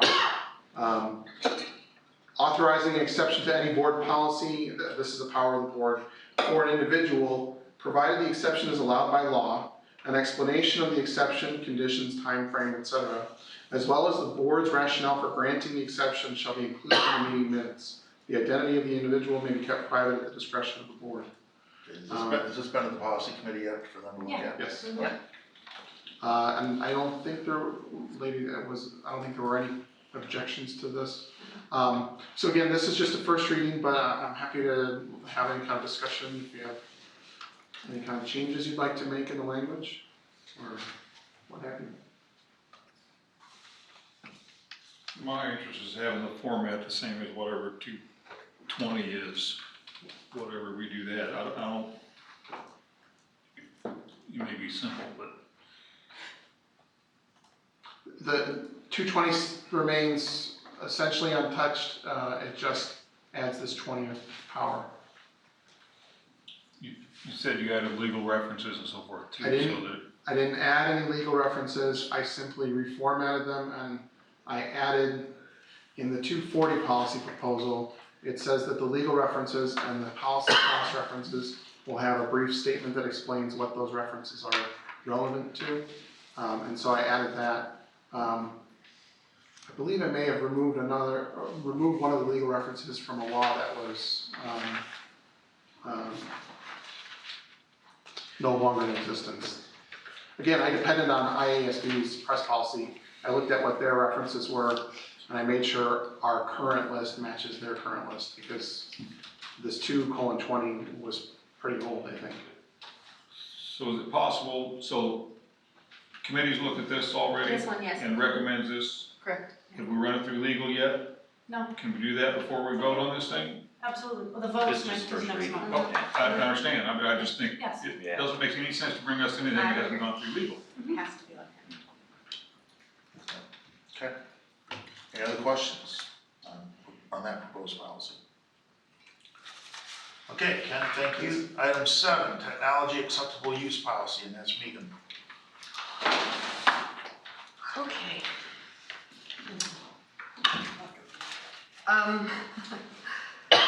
I brought this up in the policy committee because I felt like we needed to do a little bit of work on our technology policy with respect to registration. So one of the things that I pointed out is that our online registration only had the acceptable responsible use agreement, but didn't go on to state the things in the policy like the responsibilities and the restrictions. And so I think we need to pair those up so that if you're clicking on the acceptable responsible use agreement, policy comes up in its entirety. I think it's hard to agree to a policy that you don't see all of the content of. And then on a larger scale, I find some of the language in this policy really problematic. For example, under the responsibilities, number 7 says that understand the district technology, student files, and student activity may be viewed, monitored, or archived by the district at any time. You must make your one-to-one device available for inspection if requested by an administrator or a teacher. This gives me great pause. I feel like this policy is asking our students to give up their right to privacy. I understand the idea of keeping kids safe, but I think a lot of times we use keeping people safe as a way of infringing upon their personal right to privacy. And so I don't like the language of this particular policy. I, for one, did not agree to it when I registered my kids because I find that there's a few things that are problematic in here. This is a tool that the district has decided to use, and we are giving it to the students without them really being able to choose whether or not they want to use it. And it's different from a textbook because a textbook doesn't require them to give up their privacy. So I would like to take a look at this policy and change some of the language and look at a way that we are, one, not asking a student to give up their right to privacy 24/7 because we ask them to take this device home, make sure that it's charged, and at any time when it's in their possession, they have the ability to be monitored, archived at the district's discretion. I find that pretty problematic. There's some other language in here about the restrictions. So avoid having the device in any extreme temperatures, do not leave the one-to-one device in a vehicle or leave it unattended at any time, eat, drink, things that you would usually think are pretty common when you're talking about electronic devices. But this language states that it's the sole responsibility of the parent and the student for this device, and you're asking parents and students to take 100% responsibility for a device that they don't have control over the environment of for a large percentage of the time. If it's at school, the children can't really dictate what that environment looks like. We go to after-school activities where backpacks are, leave this on the bus, bring this in the locker room, leave it out. Backpacks don't fit in some of the gym lockers. It's impossible for students to lock up their Chromebooks as a result. And so I don't feel like it's a fair policy for us to say you are 100% responsible for a district-owned device, but that encompasses even when you don't have any control over the environment. So I think this policy needs some work, and that originally in the policy meeting, that's what I wanted to bring up, is that I don't feel like this is a fair policy. I would like to get to the point where I feel like this is more of a shared responsibility, where there's some language in here about what the district owes the parent and the student in terms of ensuring that when they're on district time or in a district facility or in a district-led event, that the district has responsibility for those environments as well. So I think the next step for this is probably to take it back through the policy committee as well, but I wanted to have this as an agenda item because this was pretty important and I felt like it needed additional review. I've got a couple of questions.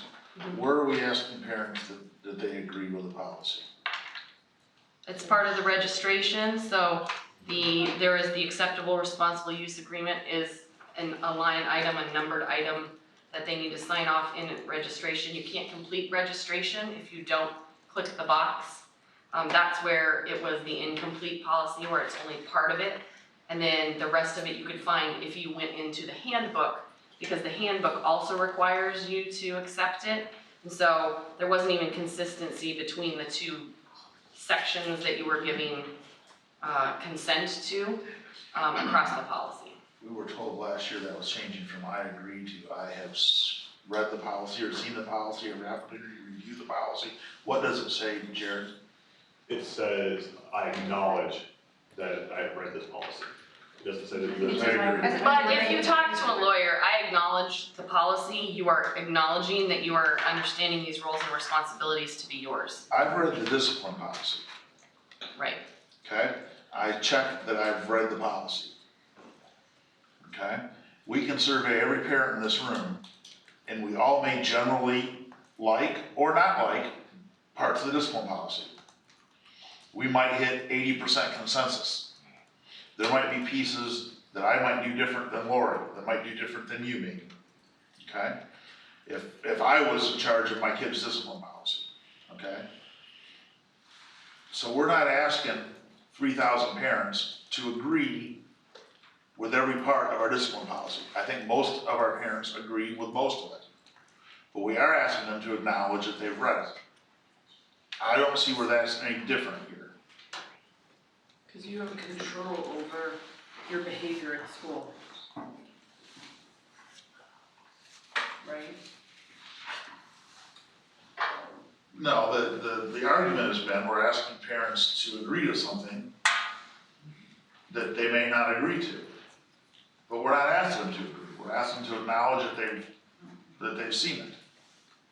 So are you arguing that if they acknowledge that they've seen it, that's not agreeing to it? I don't think that And so a then how lawyer would you would tell you that's true. enforce it? I think that's why the lawyers wrote it that way. Well, I'm more concerned that we have a policy that we're okay with a student having to give up their right to privacy. Okay, so if a student writes in a textbook, I'm gonna do harm to myself. I'm gonna commit suicide, and I write that in a textbook. Mhm. We don't have a right to look at that and be concerned. Of course you have a right to look at that and be concerned, but do you monitor and archive that by the district at any time? It's a different type of device. If you want to put language in here that says, if we have reason to suspect that a student has plans to harm themselves or someone else, we will start an investigative process in order to make sure that that doesn't happen. That is completely different than saying that at any point in time, the district can view, monitor, and archive what's done by my student on this tool. It's an electronic textbook, it's our device. They can have their own, electronic device, they can do anything they want. Right? Sure, but that doesn't give you the ability, you can't come into my laptop in my home and monitor, archive what my child is doing on that at any point in time. This policy is saying that I understand you have the right to do that. That is why I'm saying I feel like it's problematic. I think the language should be cleaned up a little bit, and I think the policy committee could do some justice to it. I see it, I mean, looking at it from the school side of things is a liability issue too, is that, you know, if you've got, and I think there's probably filters, right, Jared, that there's blocks that people can and can't do, but there's probably ways around those. We've got some pretty savvy kids, and We do. to have the school be held liable for what some individual is doing, and then the parents come back and say, well, you know, this is your fault, and then there's a lawsuit for that, then there's some liability for us. But I don't too, know as a- that as a this- school district. But I don't think number 7 actually protects us from that. Well, I think it allows us to monitor and say, hey, you know, this is activity that we don't allow. But we don't have this under writing in textbooks, we don't have this under graffiti in the bathroom. We don't say at any point in time, I But can we have monitor. disciplinary policy for those things too. Okay, I'm just telling you why I will continue to not sign this. I just wanted to take a look at this because I But think a tool that asks someone to give up their privacy needs to have really careful consideration, especially when we're talking about kids. I don't disagree with you on that. I think that there's some language changes that would be reasonable, but And that's all I was suggesting, is that we take a look at this policy I and think see the if we district can. needs to be able to protect themselves too. I agree. But I think Amazon and Google know what you're doing.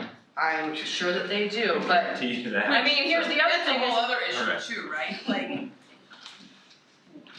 the district gave my kid an email address without asking me, right? And my kid's under 13 and Google, I mean, I wasn't gonna bring this up, but I have a whole issue with Google and all the data they're sucking from our kids, right? Because it's Google, don't tell me they're not sucking it from all of our kids.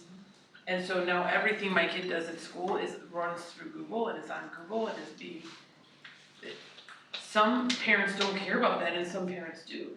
You know, I know people who won't allow their kid at all on the internet, not on social media, don't put a picture of my kid anywhere, right? Because they have different values. And we're totally just, oh, well, your kid's gonna have this whole internet life before you. So it doesn't look like this policy addresses data wiping at the end of the life of the device and what we're doing with the kids' data that's still be on there. Didn't see that. And I think the ambiguity here on us being able to see student activity that can be viewed at any time, that's pretty loose language. It's like back to the old who turned on my camera kind of thing. So I think this could be strengthened. That's why I brought it up, is I wanna take a concerted look at this policy and see if we can make it a little more fair and that the language isn't so ambiguous. Yeah.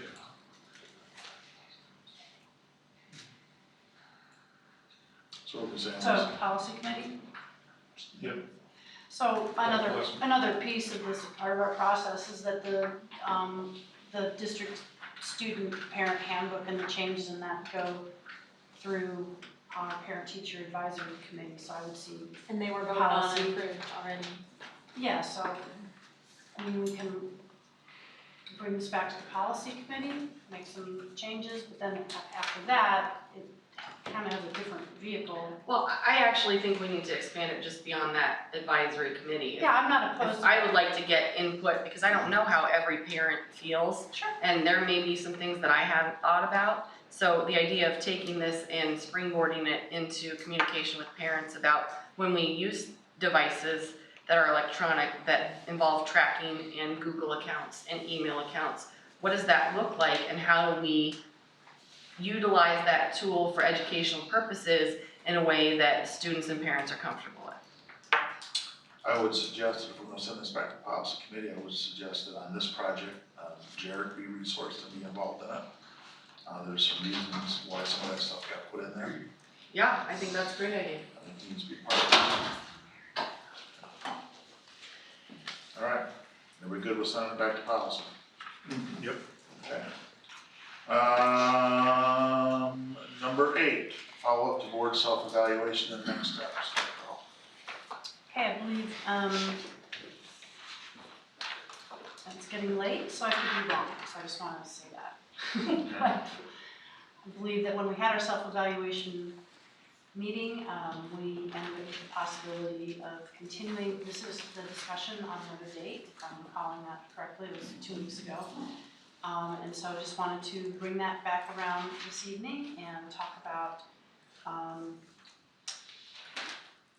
continuing the discussion that we had on August 5th on some date. We were in my opinion, making some progress, and, but also felt like it was a good time to probably end it for the night after like 3.5 hours, so, thought we'd put it on the agenda tonight to talk more about. I will say that, Mr. Langdon is available to come back on October 7th, which is a board study session date. Yeah. I like the idea of continuing on the 7th. My suggestion would be to do it ourselves. I appreciate the work that Mr. Langdon did, but I don't think it's worth the expense, and I think it's basically, we discussed some concerns, and I feel like we can do that on our own. What's the cost to have him back? $500. $500. You And know, I know there, I just wanna add one other thing really quick, sorry, but I know there are varying opinions about doing it in open session or closed session, I completely understand that. Without a facilitator from the IASB, it cannot be in closed session. you know, I think we've got some pretty serious issues to work through, and I appreciate the fact he was able to help us do that. And I would feel most comfortable if we had him back. My recommendation as my one person would be to keep it in closed session and have them come back. He did a great job of making us go back to, from this day forward and moving on and not taking things of the past.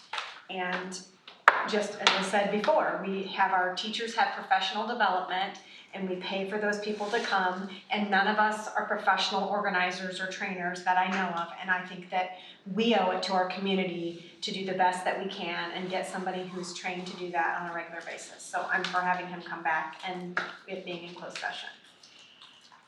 I'm with Lori. I would agree with that too. I think we need a mediator. Anyone else on that? In reading through some of the things that he sent, he made some edits that I thought were not accurate. And so if we're gonna do this, we have to have a mediator that isn't pushing their own bias. I feel like sometimes we were making notes of the way we wanted things done and it was not recorded accurately. I feel like that is the bias of the IASB coming in, who really want a very superintendent-focused view of everything, which has its place in some instances and does not have its place in other. I think it upsets the balance of what the board and the superintendent are supposed to do together, which is have a balance that's fair. So I have some real reservations about doing that. If that's something that we can clear up with him prior to starting the session, then I suppose I will go with what the group wants. You know, I have a decade of this kind of experience under my belt professionally, and one of the things that you cannot do if you're trying to build consensus is change people's language and record it inappropriately and with bias. And I felt like that was done, so I have some real reservations. If that's something we can address with him as we go into that session, I'm fine. But I don't want to be banging up against a bias that says everything has to be very one-sided and that the board can't ever do things on its own. The ISB puts press out, but they change the laws to fit their bias, for example. Or differently, like to compliment on something that we're I saying. agree. You know, it is important that we have things done the way that we want to do them. But we did all sit here and he very much went back and asked us. So like I feel bad criticizing him now because he said, is this what you agree on? So I would like to have him come back, and I do think it's very important that we're transparent with him ahead of time, just like we were last time. This is where we want to go, because we got to go forward. I think having him back, you get the chance to clean it up. I'm just saying, if you're the bias. Yeah, I mean, if you're wondering if I'm all for it, I'm not all in, but I will certainly go through the exercise.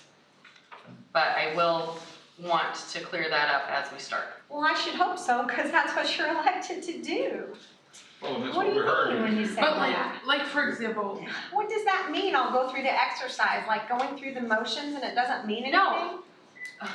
No, please don't put words in my mouth. I didn't, that's why I asked, what does it mean? What I mean is that if you want to do it in closed session with the mediator, I will go through that process. I am very happy to do it ourselves in open session, but if the majority would like to do it in closed session, then I will come and participate in that session.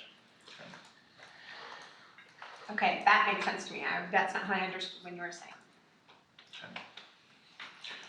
I think we've got a general consensus to go ahead and do that. Can we take a vote, please? We can, it's not, You can't actually take a Actually, vote, we it's can't. not an action item on the agenda. Okay, You so, can give like a thumbs up well, consensus. that's not really a decision is the problem. So we keep Well- bumping up against this. The only way the board really can make a decision is via a vote. I think So- you can come to consensus that you want to move forward. I respectfully disagree that you can't move forward on things. You can move forward. You can say, yes, we all want to do this. But you can't have a vote on this item because it's not on the agenda as an action item. We'll have a date and his ability by the next board meeting. we know we've got October 7th. He's saying we could put it on the agenda and have a vote. Is there something that we can, if we go forward with this, give him ahead of time that will better prepare him as he comes back Yeah. for a second? What do you want? I mean, I don't know, that's what Send him I wanna topics, know. send him, for sure.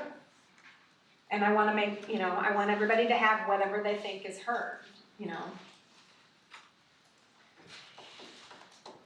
I would like to have him, I would like to see him mediate the discussion, but not interject any of his own ideas into our discussion. Right, so when someone says something and no one in the room is disagreeing, he shouldn't pipe up and disagree and then say, we have, this can't be this way.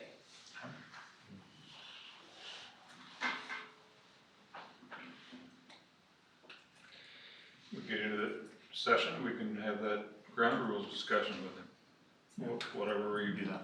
wish.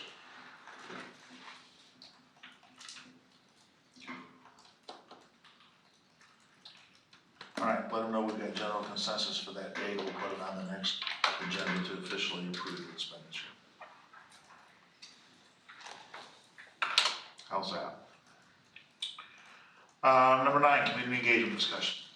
Dr. Okay, this is also a carryover from July 15th, and also tied it a little bit in with some of the discussions that we had 2 weeks ago. We broadly were talking about purpose of the board, and the discussion was kind of centered around what is that. And so I did include this board policy, which is called school district philosophy. And this I'm sure is a locally developed and written policy. You see, it hasn't been revised for a number of years. It was adopted 10 years ago.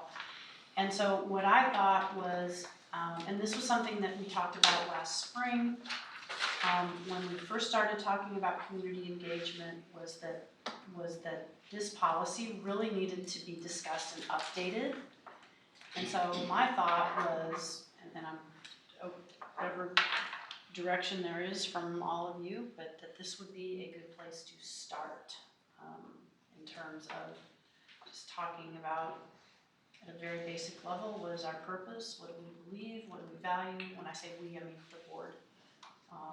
And so it talks about the mission, and then so it's that broad overarching kind of purpose or mission, and we did touch upon that in our discussion 2 weeks ago.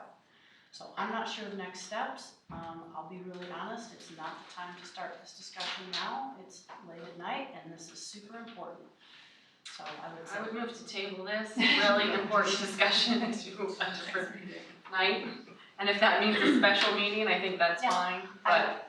I appreciate that idea. I was hoping someone would do that. And I think that this is actually something that if we could find a night to have a special meeting later in September, that would be a good springboard. And it might even be a good springboard then into October 7th. You send out a poll to survey nights in late September, we would be available. So can we take a vote on, I made a motion to table it, Oh, we need to yeah. follow through that. Yeah. I second the table. Okay. And we're gonna include in that, handle it in a special meeting later in September? Okay. All right, sounds good, that's a motion and a second. Further discussion? All in favor, say aye. Aye. Opposed? Carried. Number 10, district goals that relate to the director of instruction. I'm gonna move that we table this as well, this will be a longer discussion, I can address it at the next meeting. All right, I'll second that. okay, got a motion to table that, all in favor, say aye. Aye. Opposed? Number 11, carried. Number 11, start of the year discussion.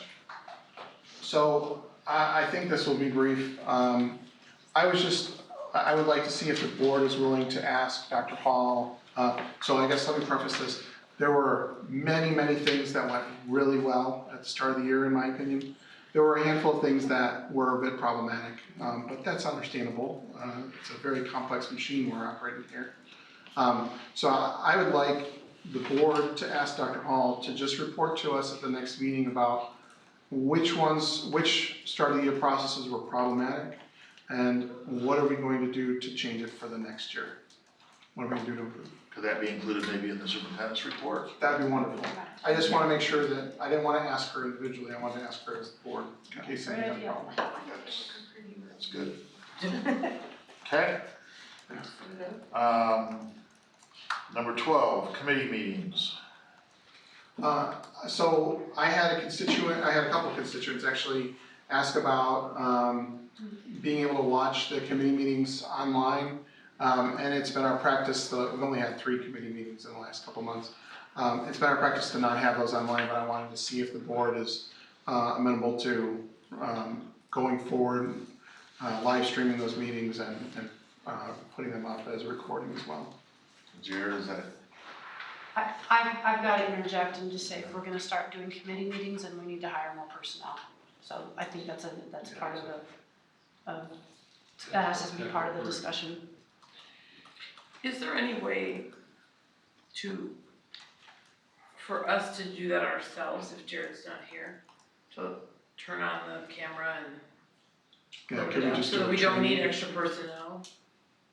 Considering that we've talked about the Open Meetings Act and doing things wrong, I really don't want to take on that responsibility myself. I can say that if I'm gonna be scrutinized by things, I wanna make sure that people that are trained to do it, because I am not techie at all.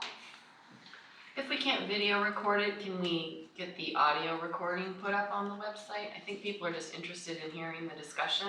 Yes. If it's not something that we can do with video, can we accomplish the goal a different way? Yes. Great idea. It would not be live, just for clarification. I understand. I mean, I think the communication can be, I had people come to and it was after the fact, can I go and listen to that? And so I think we can communicate that it won't be during, but after the fact, you'll find that I information. can't imagine anybody wanting to sit through a policy meeting live. Well, there are people out there who want to. I really did have some Okay. folks. So we're gonna put those recordings on the website, everybody's good with that? Never actually good enough. Yeah. Yep. Okay. I think that's great. Let the record reflect we just did that by consensus. Okay, 13, future board schedules. The only thing I wanted to bring up here, I brought it up as part of my board comment, is I'd like to schedule that special board meeting on September 3rd, 7 o'clock. Do we expect any reason there to be a conflict in this room? I'm not sure I'm available now, but On which night? Which special board is this? This What's is this to meeting discuss the request for review with the Attorney General and how we move forward with that. Why do we wanna do that? Well, I guess that's a decision the board needs to make, if the board wants to just set it aside. You know, quite frankly, I'm about moving forward. That's how I closed my remarks. I'm tired of gotcha. What Colleen said about your intentions, I can say that about lots of board members over the last few years, including board members who may have made mistakes. And I think what our job is now is to police ourselves moving forward. So I would just suggest that we can recognize our mistakes and look at how we can fix them. I totally agree. You don't agree? No, I Oh, you totally agree.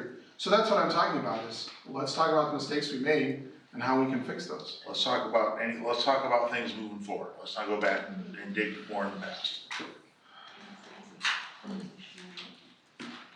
So what's the process of talking about how we move forward then, I guess?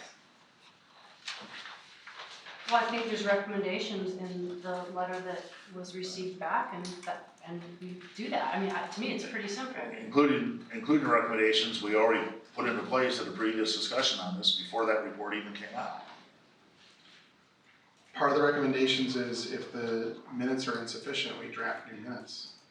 And I thought that was what you suggested in the report. that's what they suggest as well in their response.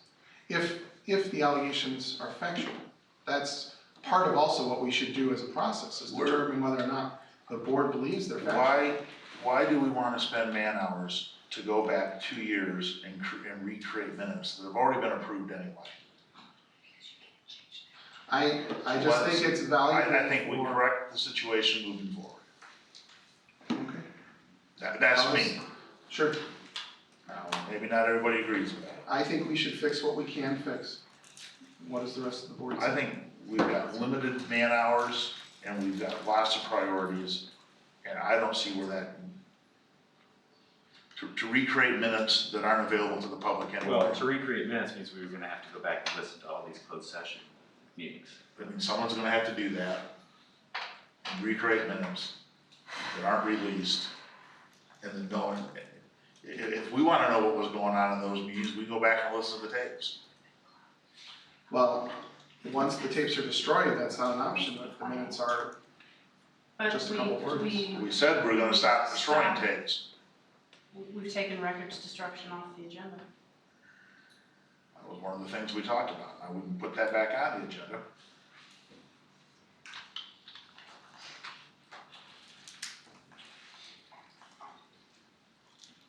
I think we can do better, we pledge to do better. We must, and I'm with you on all that. I don't think there's any way to go back and rehash it all. I think we've got October 7, chance we can discuss this stuff a bit as well, how we want to work through.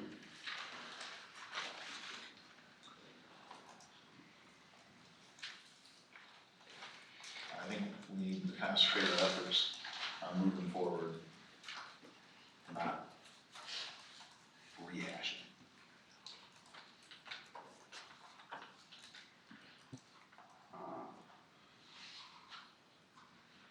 Any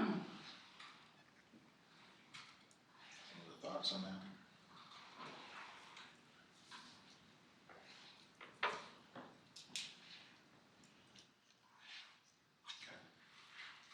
Can I have one more thing under this category? Everybody's board schedules? Board schedules. So I read today that, the board policy is that the board will receive a tentative copy of the budget. And after they receive a tentative copy of the budget, then they will vote or they will decide to schedule a, budget hearing. And they will decide how and where and when to release the budget to the public. And that has to be done for at least 30 days before the scheduled budget hearing. And then, of course, after that, there has to be a meeting to approve the budget. And we have not gotten the tentative budget yet. And as I read this today and looked at my calendar, I thought, maybe you guys have a plan for this in the future, but I didn't see another meeting. So I'm wondering when we will get the budget and then when we will get together to decide when and where and how we're gonna present the budget to the public, and then when we're gonna have the budget hearing. Because our policy says that the board does those things. And I don't want us to run up against that September 30th deadline and be in violation of not having a budget by September 30th. So I just didn't know how we can make that happen without. is the September 30th deadline, is that statutory? Yes. By law, it has Is to be there- done then. I posted in the newspaper that it's available from August 17th to August 16th rather, which is September 16th. Excuse me. So, I mean, it's publicly available now. I can email you a copy in the summer if you'd like. We presented it publicly last Thursday on the 15th. On the ISB form? No, it says a tentative version in the law. Because it's a working document. I mean, we hired a first grade teacher or kindergarten teacher last week, so we're waiting on transcripts, finalizing budgets at the building level. There's a lot of work to do between now and September 16th to present the final budget. So I can present the tentative budget in its current form, which will change tomorrow to the next day and the next day. September, the normal time for that, right? I'm sorry? That September meeting's the normal time, we've done this every And the year. budget hearing will be on the 16th. It's correct, yeah, Right. 6:30 on the 16th. As the public notice. So do we have that tentative budget available for the public to be viewing as it makes its Yeah, changes? it says in whatever form you deem appropriate, we have it in the business office. I'm happy to email it to anybody at any time. Is that something we I can? don't have it in a display case at the office, but it's available. It's 2019, I figured we could. Not a gold use a ribbon on PDF. top of it or anything? Yeah. So, Can we use I guess I'm just Skyward? confused about our policy then. I think we're doing everything but me emailing the policy of the tentative budget to the full board. I'm happy to do that. Like I said, with the change in how we're doing the finance committee, that's been different, so I can email everybody after the meeting today. I was saying, in the past, the board's kind of delegated that to finance committee, but you can get it to the whole board. But you have it up and it's out, it's available, and I can people put it know on they the can come and website get it, if just we the want same as to, the but textbooks, I'll they change were it out every up and day. available, people could come And and the look. hearing's on the 16th. Right. Yeah, I'm happy to upload a new version every day as things change if we want to, if that's the level of availability you'd like. Why don't you just upload it, why don't you upload a new version on Fridays? I guess I'm just wondering when we decided to have a budget hearing. That happens every It's year an by annual law. It's an annual event. Yeah. So I look at this upcoming meetings and I don't even see it on here. The one, I'm sorry. I'm not, well, I mean, I can ask you, but, like, I look at this upcoming meetings, I don't see a budget hearing. I don't know what you're looking at, so I don't know. No, I mean, it's not really your It's the agenda. question, it's for the agenda today's with the meeting. upcoming meetings. I mean, it just, So that's my There should be a omission, I budget should have hearing. made sure it's on Yeah. there, but we will give ample legal and due notice to the public about when the budget hearing is. It's a month away and we're following all the guidelines. If you want to see this done differently, that's fine, we can talk about that.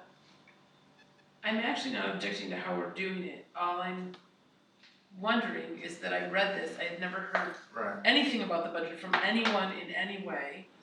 And then I read the policy and I assumed that we would follow our own policy, but it appears that we're not. And so I'm not objecting to what we're doing, I'm just asking. How does it appear that we're How not? If are he we hasn't not posted and he has a date scheduled, how is it not? The only thing I'm seeing right now is it's not on there for you to see. Well, I haven't been presented the budget. Have you been presented the budget? I felt like he's telling us it's working still, it's a working budget, we're waiting on people. Well, I know, but the policy says you'll present the budget to the board. I don't know, I It didn't gives go to a- the finance committee meeting, I do have to work sometimes, so they had a meeting last week, did they do it at the We will meeting send last it week? out to all board members with the understanding it's tentative and it's changing like nearly on a daily basis. I didn't So get to go last week. happy to share that.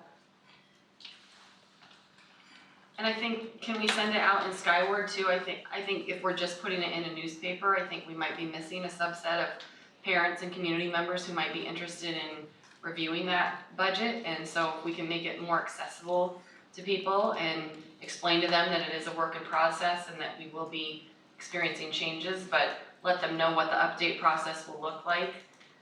I think part of the budget hearing purpose is for people to be able to come and ask questions from the community Yeah. without having The guaranteed. budget hearing is not a secret, it's just hasn't I'm been just saying, publicized. yeah. I'm just saying, but it sounds like from our policy, it's supposed to be publicized 30 days in advance.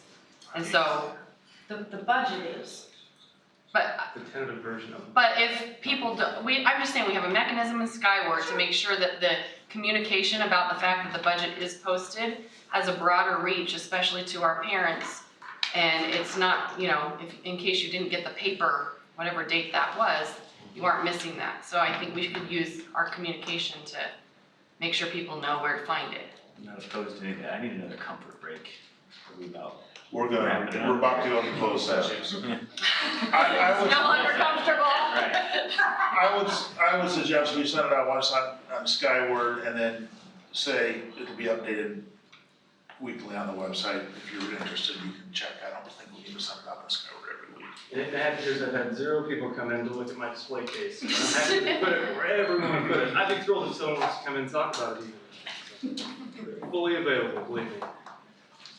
Okay, this time a closed session is necessary tonight. For number 1, the appointment, employment, compensation, discipline, performance, dismissal of employee of the public body, including their testimony on the complaint lodged against the employee to determine validity. And 2, collective negotiating matters between the public body and its employees or the representatives, or deliberations concerning salary schedules for 1 or more employees. We will also review closed session minutes while we're in closed session. We previously had not planned on taking any action at the end, although it is possible now that we might take action on closed session minutes at the end. At this, is there a motion to go into closed session for those reasons? So moved. Second. Second. Vote aye. Roll call vote. Jeremy Run. Yes. Larson. Yes. Yes. Hennessy. Yes. Hendricks. Yes. Schultz. Giles. Yes. And Cone. 5 minutes to clear the room and take another comfort break. Thank you, everybody.